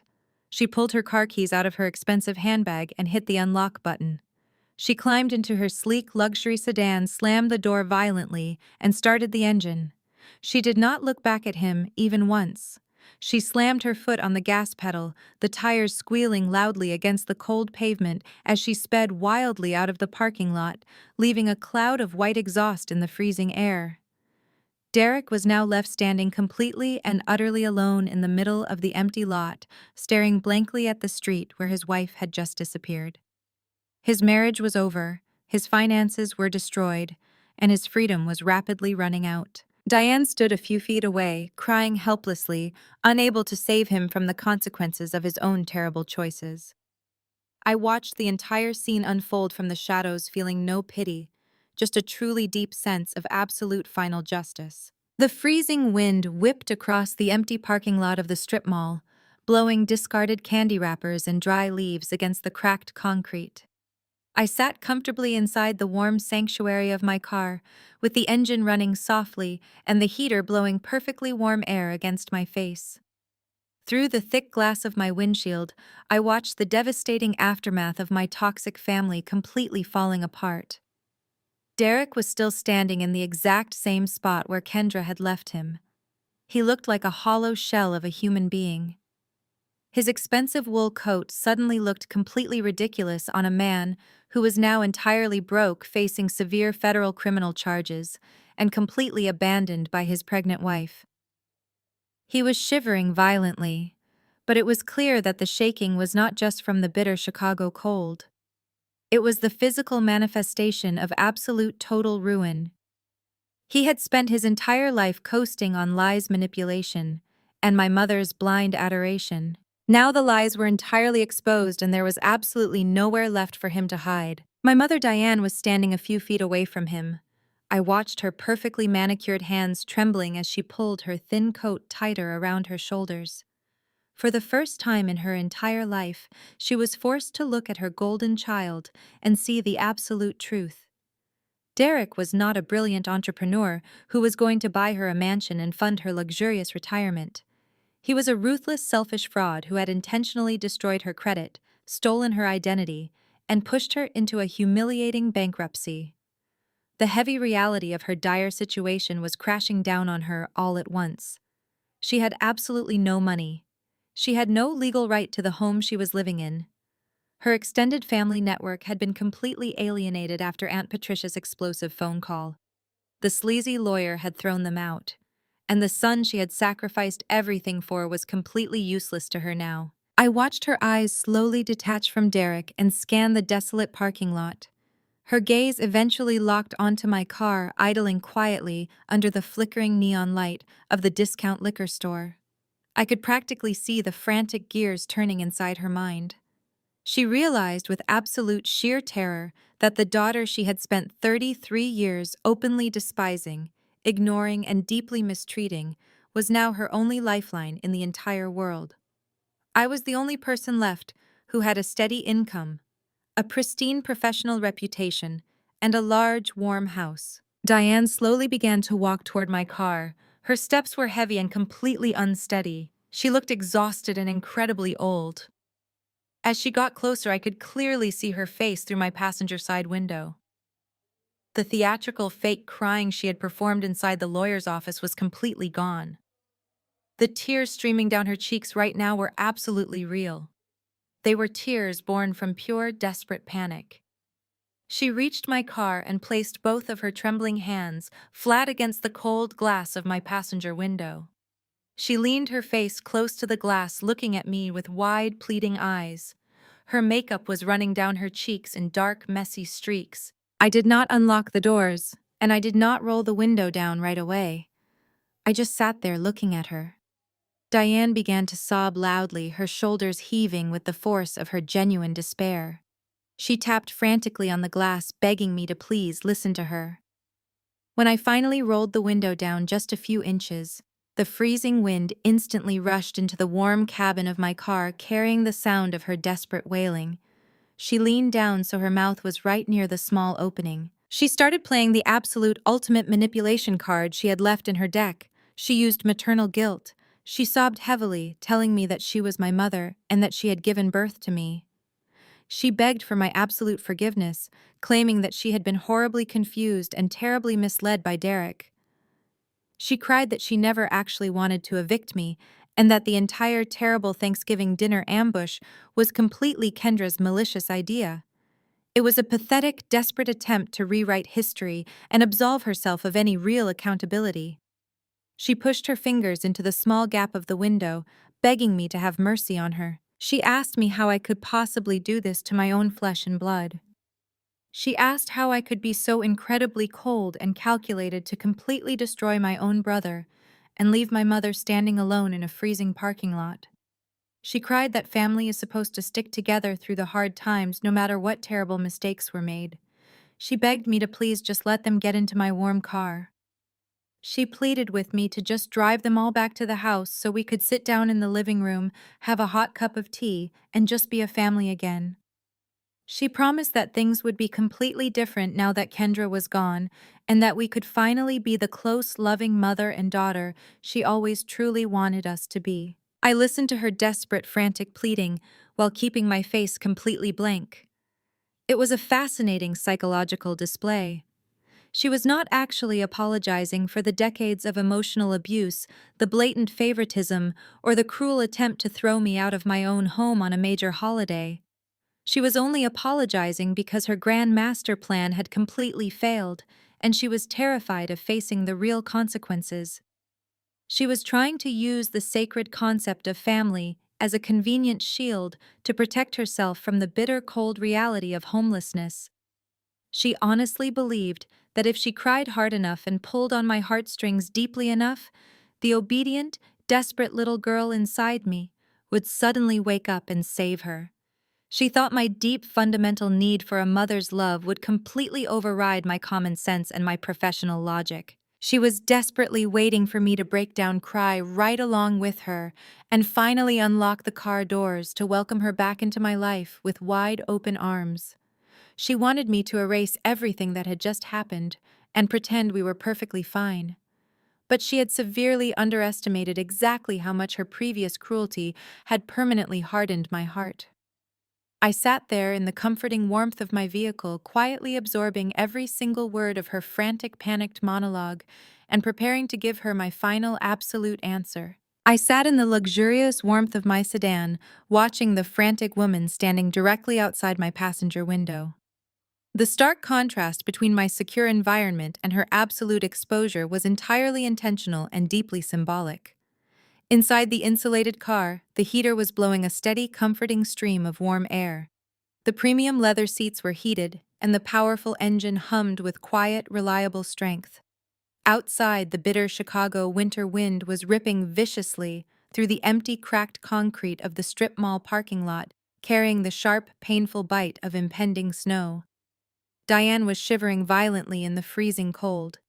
Her thin designer winter coat was completely inadequate for the harsh, unforgiving Midwestern weather, and her perfectly styled blonde hair was now a tangled, chaotic mess, whipping wildly around her panicked face. She kept desperately pressing her bare, trembling hands against the freezing glass of my passenger window, leaving frantic, smudged handprints all over the dark-tinted surface.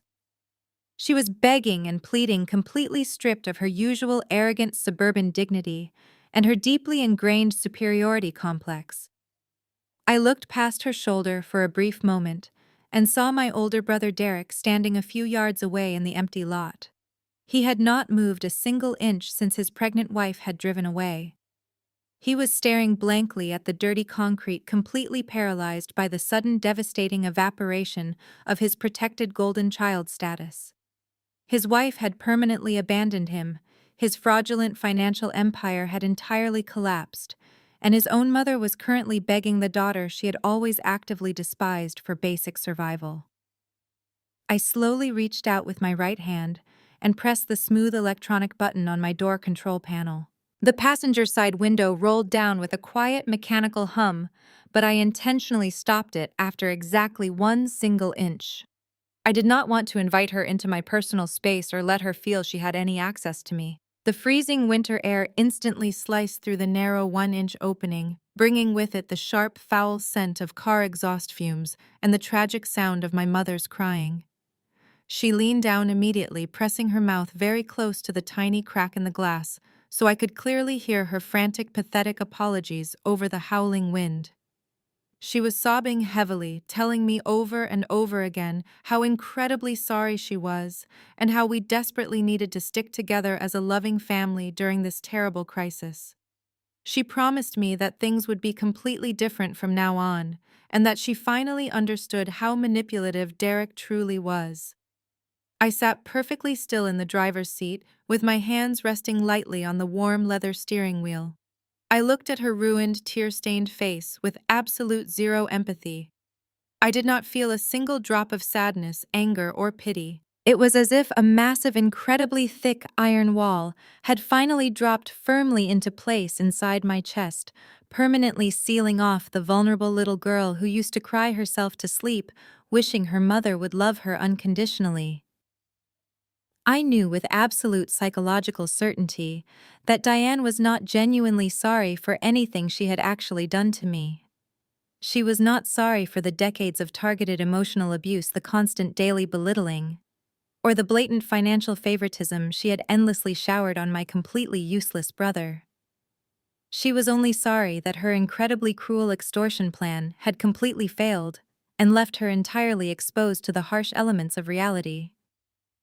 She was mourning the permanent loss of her comfortable suburban life and her carefully crafted false public image, not the loss of her fundamental relationship with her daughter. I realized in that profound, quiet moment that giving her even a single ounce of sympathy would be a complete betrayal of my own hard-earned self-respect and professional dignity. Giving her a single dime of my money would just be funding my own continued lifelong abuse. I slowly turned my head and looked directly into her terrified, tear-filled eyes. I kept my voice incredibly low and completely steady, forcing her to stop her theatrical crying and hold her breath just to hear my words over the aggressive, howling wind. I did not yell, and I did not sound bitter or angry. I sounded exactly like a senior corporate forensic accountant delivering a final, unalterable financial audit report to a bankrupt client. I told Diane that she had made her personal priorities very clearly known over the past 33 years, and especially over the past 3 incredibly stressful days. I reminded her of the exact cruel words she had proudly said to me while she was sitting comfortably at my expensive dining room table, enjoying a beautiful holiday meal that I had entirely paid for. I told her, "You told me Thanksgiving was my last meal in that house." I paused, letting the heavy, devastating weight of her own cruel words hang in the freezing air between us. Then I looked her dead in the eye and told her she was absolutely right. The sudden realization of my absolute finality hit her like a brutal physical blow to the stomach. She let out a loud, tragic gasp, pulling her trembling hands away from the cold glass for a split second before pressing them back even harder against the window. She frantically begged me not to say that, claiming she did not actually mean it, and that Kendra had maliciously manipulated her into handing me that terrible printed eviction notice. I completely ignored her pathetic, desperate attempts to continuously shift the blame onto other people. I told her that she actively chose to protect a deeply flawed man who stole her personal identity and intentionally drove her into a humiliating public bankruptcy. I told her she happily chose to stand by and smile while they all tried to illegally throw me out of my own legally owned property just to please him. I explained to her that in the adult world, every malicious choice carries a permanent consequence. I told her she gambled her financial future on a worthless, fraudulent son, and she officially lost the bet. I clearly stated that I was no longer her convenient backup plan or her emotional punching bag. I told her I would absolutely not offer her a single dime of my hard-earned money, and I would not offer her a warm place to stay. I told her she needed to turn around and ask her precious golden child to fix this massive disaster because he was the only family she had actively chosen to keep. Diane started screaming my name, desperately shaking her flat hands against the passenger window and begging me to please just unlock the car door. I simply reached out and pressed the electronic window button again. The dark tinted glass slid up smoothly with a quiet mechanical hum, completely cutting off the loud, chaotic sound of her frantic begging. I shifted my car into drive and drove slowly away, leaving them standing in the freezing parking lot with absolutely nothing. The 72-hour deadline expired at 5 on Sunday evening. The bitter cold of the Chicago winter had only deepened over the weekend, covering the suburban streets in a thick layer of heavy gray snow. I did not spend those 3 days worrying or wondering if I was doing the right thing. I spent them finalizing the legal paperwork and coordinating with the local authorities to ensure a flawless execution. I knew my brother Derek well enough to know he would never leave quietly on his own accord. He was deeply infected with a toxic sense of entitlement, and he truly believed that the rules simply did not apply to him. The real world does not care about his delusions. I drove to the local precinct and met with the 2 county sheriffs who had been assigned to execute the formal eviction order. They were 2 tall, imposing men in dark, heavy uniforms who reviewed my ironclad property deed and the official vacate notice with absolute professional efficiency. They told me to follow their cruiser closely and instructed me to let them handle any physical resistance. As I drove my car behind the glowing lights of the sheriff vehicle, I felt a profound sense of closure washing over me. The long, exhausting nightmare of my childhood was finally coming to an end. We turned onto my street, and the flashing red and blue lights of the sheriff cruiser reflected brightly against the snow-covered lawns and the dark windows of the surrounding houses. The neighborhood had been incredibly hostile to me ever since Derek and Kendra posted their completely fabricated viral video.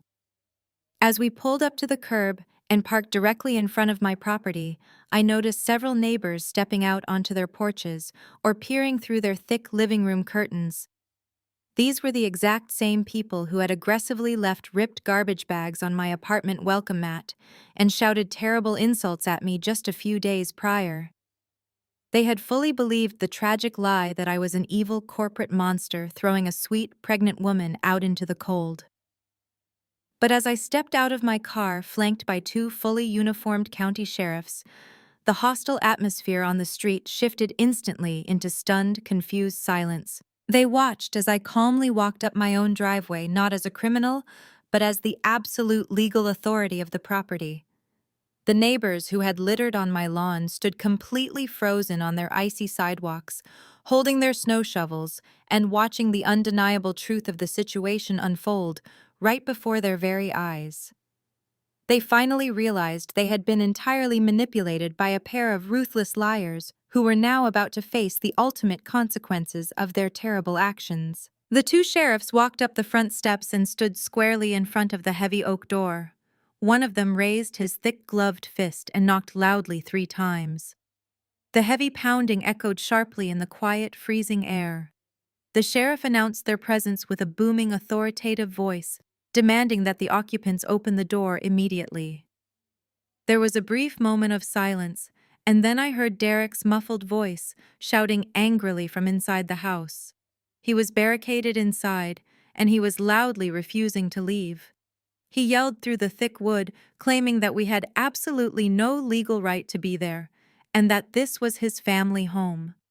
He tried to use the same loud, aggressive intimidation tactics he had always used on my mother and me. He threatened to call his own lawyers and sue the police department for harassment. The sheriffs did not engage in a screaming match. They did not care about his empty threats or his fake entrepreneurial status. The lead sheriff simply leaned closer to the door and gave Derek one final crystal-clear warning. He told Derek that he had exactly 10 seconds to unlock the deadbolt and step outside peacefully, or they were going to forcefully breach the door and arrest him for criminal trespassing and resisting a lawful court order. He began to count down loudly from 10, letting the numbers hang heavily in the freezing night air. Derek shouted another string of aggressive insults, daring them to try it. He honestly believed he was untouchable. He believed the thick wooden door would magically protect him from the severe consequences of his own disastrous actions. The lead sheriff did not hesitate for a single second. He stepped back, raised his heavy black boot, and kicked the door with a massive amount of physical force. The loud crack of splintering wood shattered the quiet suburban evening as the heavy deadbolt violently broke free from the doorframe. The door swung open, crashing loudly against the interior wall. The two sheriffs immediately rushed inside the house, their heavy boots stomping loudly on the hardwood floors. I stood safely on the front porch, watching the chaotic scene unfold inside my own foyer. Derek was standing near the staircase, looking absolutely terrified as the two large officers quickly closed the distance between them. He tried to step back and put his hands up, but it was far too late for peaceful compliance. The sheriffs grabbed him firmly by both arms, twisting him around and physically forcing him toward the front door. My mother, Diane, was cowering in the living room, clutching a small overnight bag and sobbing hysterically. The second sheriff pointed firmly at the door, ordering her to step outside immediately or face the exact same physical extraction process. The physical extraction was incredibly humiliating, completely public, and absolutely final. The sheriffs marched Derek forcefully down the front steps and pushed him out onto the cold, icy driveway. He was stumbling and slipping in his expensive leather shoes, completely stripped of his arrogant dignity. Diane followed closely behind him, crying loudly and holding her small bag against her chest like a protective shield. They were marched directly past the front lawn, where the neighbors were still standing in absolute stunned silence. The entire neighborhood was watching the golden child and his enabling mother being physically thrown out of the house by armed law enforcement. The neighbors finally understood that I was never the villain of this story. I was the rightful owner, taking my stolen property back from two manipulative squatters. The lead sheriff handed Derek a formal written warning, stating that if he or his mother ever stepped foot on this property again, they would be immediately arrested and thrown in the county jail. Derek stood in the freezing street, looking around at the shocked faces of his former neighbors. He had absolutely no money, no pregnant wife to use as a protective shield, and no home to return to. Diane looked at me one last time, her eyes filled with a tragic mixture of deep regret and absolute despair. But I did not look back at her. I simply turned around, walked back into my empty house, and closed the newly broken door behind me. I locked the heavy wooden door securely, knowing they were completely gone from my life forever. The heavy oak front door was completely shattered, hanging awkwardly off its brass hinges, but I did not care. I stepped back inside the morning after the sheriff removed my family. The silence in the large, empty rooms was absolutely deafening. For my entire life, this house had been completely filled with loud, yelling, emotional manipulation and the constant, suffocating pressure of my mother's impossible expectations. Now it was a collection of cold, empty spaces. I walked through the grand foyer and into the main living room. Scuff marks from Derek's expensive leather shoes marked the hardwood floors, and a few crumpled white tissues from Diane's fake crying routine were still scattered across the carpet. I did not pick them up. I did not grab a broom or trash bag. I did not bother to clean a single inch of the property. There was absolutely no reason to preserve the pristine illusion of this suburban fortress anymore. The dark, heavy energy that had trapped me here as a child was completely gone, leaving behind nothing but cheap drywall and old wooden beams. I walked into my old bedroom, the very same room Derek had arrogantly claimed he needed for his fake startup company. It looked so small and entirely insignificant now. I felt a massive weight lift off my shoulders as I realized I was finally standing in this house as a completely free woman. I turned around, walked out the broken front door, and stood on the icy driveway to wait for my very important morning appointment. Exactly at 9 o'clock, a sleek black luxury SUV pulled smoothly up to the curb. A tall man in a sharp-tailored overcoat stepped out holding a thick leather portfolio. This was Mr. Sterling, a highly successful commercial real estate developer I had been secretly negotiating with for the past 3 weeks. While Kendra had been busy threatening me with fake elder abuse charges, and Derek was busy trying to build his viral social media smear campaign, I had been quietly running the actual numbers. Because my forensic accounting firm handled large corporate accounts, I had direct access to some of the most aggressive property developers in the entire city of Chicago. Mr. Sterling walked up the snowy driveway and shook my hand firmly. He did not care about the broken front door, the shattered family dynamics, or the angry neighbors watching us from their frosty windows. He only cared about the incredibly valuable square footage of the land itself. Our neighborhood had recently been rezoned by the city council for high-density multifamily residential buildings, and this specific corner lot was the absolute crown jewel of the entire block. Mr. Sterling opened his leather portfolio and placed the heavy stack of legal documents directly onto the cold hood of my car. We did not need to go inside the house to sit at the mahogany dining table. We conducted our massive $1 million transaction right there in the freezing winter air. The terms of our contract were incredibly simple and absolutely perfect for my situation. I was selling the entire property to his development corporation strictly on an as-is-cash basis. He was not buying a family home, he was buying a prime piece of urban dirt. I picked up my favorite heavy silver pen, the one my firm had given me when I was promoted to senior accountant, and began signing my name on the thick dotted lines. With every single signature, I was officially liquidating my painful past and converting my childhood trauma into a massive financial windfall. The purchase price we had agreed upon was absolutely staggering. It was a massive cash profit that would immediately double my personal net worth and secure my financial independence for the rest of my natural life. Mr. Sterling smiled as he countersigned the final page, officially transferring the legal deed of the land to his massive corporate empire. He casually mentioned his exciting architectural plans for the property. He was going to completely bulldoze the old colonial house and build a stunning, ultra-modern luxury condominium complex in its place. It was a perfectly poetic ending. The very house where my mother had constantly obsessed over maintaining a fake image of traditional suburban wealth was going to be completely erased from the map and replaced by sleek glass and cold steel. I handed the portfolio back to him, feeling an incredible rush of pure professional satisfaction. I did not wait long to see the final results of my transaction. Because the house was empty, and the legal permits had already been aggressively fast-tracked by the developer's legal team, the heavy demolition equipment arrived just a few days later. I parked my car across the street on a bright, crisp Tuesday morning, sitting warmly in the driver's seat with a hot cup of coffee. I watched as the massive yellow bulldozers and heavy excavators rolled slowly onto the snow-covered lawn, tearing deep, ugly tracks into the perfectly manicured grass my mother had always obsessed over.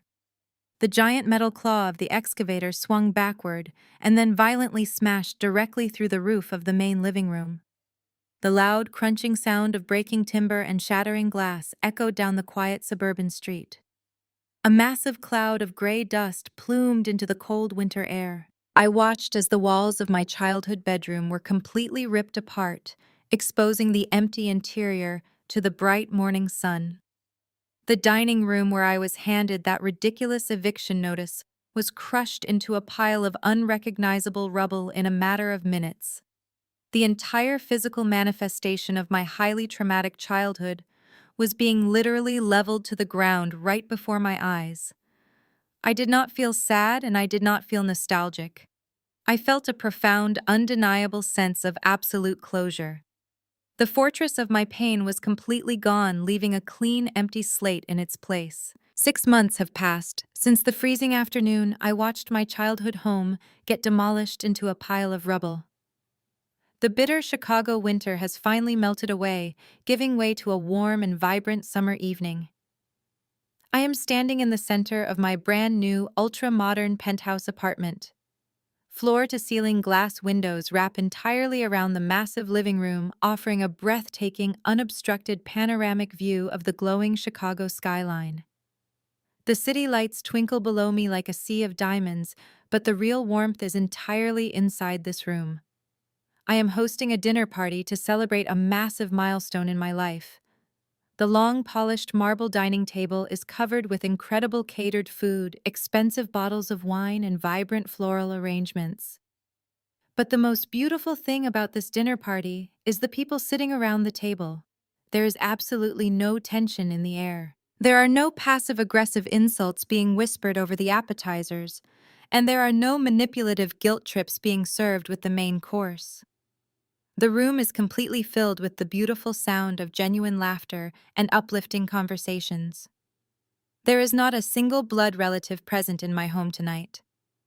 Instead, I am completely surrounded by the family I actually chose for myself. Sitting at the head of the table, laughing warmly at a joke, is Mr. Harrison, the senior partner at my accounting firm. He is no longer just my strict boss. He is a trusted mentor and a fiercely loyal friend who stood firmly by my side when my toxic family tried to destroy my professional career. Next to him are my closest colleagues and my dearest personal friends. These are the incredible people who checked on me every single day during the massive legal fallout, who helped me pack my old apartment, and who celebrated with absolute uncontained joy when I was officially promoted to full partner at the firm last month. That promotion was the direct result of my hard work, my unwavering ethics, and the massive forensic investigation I successfully delivered. We are raising our crystal glasses in a heartfelt toast to new beginnings and massive professional success. As I look around the spacious room at these wonderful, supportive people, I cannot help but briefly compare this beautiful evening to the horrific Thanksgiving dinner from exactly 6 months ago. The contrast is absolutely staggering. I finally understand what a real family is supposed to feel like. It is supposed to feel incredibly safe. It is supposed to celebrate your victories, not maliciously plot your downfall. While I am standing here in my beautiful penthouse enjoying the massive rewards of my hard work and strict boundaries, the people who tried to destroy me are facing a very different reality. The universe has a powerful way of balancing the scales when you finally stop protecting toxic people from their own terrible choices. My brother Derek is currently out on bail, waiting for his formal criminal trial to begin in federal court. The State Bar Association and the federal lending agencies completely dismantled his fraudulent financial empire. He is facing multiple counts of severe wire fraud and identity theft, staring down the very real possibility of spending the next decade in a federal penitentiary. Kendra followed through on her aggressive threat. She finalized her divorce, moved permanently back to Atlanta, and secured full legal custody of their child, leaving Derek completely isolated to face his criminal charges entirely alone. As for my mother, Diane, the devastating reality of her selfish choices finally caught up with her. Without my secret financial support and without Derek's fraudulent credit cards, she had absolutely nowhere to go. She is currently living in a tiny, subsidized one-bedroom apartment on the far outskirts of the city. She tries to call me from different blocked phone numbers every once in a while to cry and beg for a second chance, but I simply delete the voicemails without listening to them. I refuse to let her toxic, chaotic energy back into my perfectly peaceful life. I politely excuse myself from the lively dinner table and step out through the sliding glass doors onto my expansive private balcony. The warm summer breeze gently blows through my hair as I lean against the sleek glass railing, looking out over the magnificent sprawling city. I take a deep, slow breath of fresh air, feeling an overwhelming sense of profound peace radiating through my entire body. Society constantly tells us that blood is thicker than water, and that we must endlessly forgive our family members, no matter how horribly they abuse us. For 33 years, I believed that toxic lie. I let my mother and my brother diminish my worth, drain my energy, and constantly disrespect my personal boundaries, because I was terrified of being completely alone. But standing here tonight looking at the incredible empire I built with my own two hands, I finally realized the absolute truth. Walking away from a toxic bloodline does not leave you orphaned. It does not make you a bad person, and it does not mean you have failed in any capacity. Cutting ties with abusive family members is the ultimate act of radical self-love. It sets you entirely free. It gives you the massive open space to finally discover who you truly are without the heavy, suffocating weight of their impossible expectations dragging you down. It allows you to carefully curate a chosen family built on a solid foundation of mutual respect, genuine support, and unconditional love. I raise my glass to the glowing city skyline, feeling incredibly proud of the strong, independent woman I have become. I survived the darkest betrayal imaginable, and I did not just recover. I completely conquered. I take one last look at the beautiful city lights before turning back toward the sliding glass doors. The sound of my friends laughing warmly fills the night air, reminding me that I am exactly where I am supposed to be. My new life is a masterpiece that I painted myself, and no one will ever take the brush out of my hands again. This story teaches us a profound and incredibly important lesson about the true definition of family and the absolute necessity of setting strict personal boundaries. We are often conditioned by society to believe that we owe our blood relatives our endless loyalty, our financial resources, and our emotional well-being simply because we share the same last name. However, this narrative proves that toxic behavior is completely unacceptable regardless of who is perpetrating it. When family members repeatedly use manipulation, guilt, and blatant disrespect to control you, they are not showing you love. They are showing you exactly who they are. Gemma teaches us that true strength does not lie in constantly absorbing abuse to keep the peace. True strength is found in walking away from the very people who refuse to recognize your inherent value. You are never obligated to set yourself on fire just to keep toxic people warm. By removing the deeply negative influences from her life, Gemma did not lose a family. She actually gained the incredible freedom to build a life of authentic happiness and surround herself with people who genuinely celebrate her success. Her journey reminds us that your worth is not determined by how your family treats you, but by how you bravely choose to treat yourself. Have you ever found yourself trapped in a toxic family dynamic or had to make the incredibly difficult decision to walk away from people who continuously tore you down?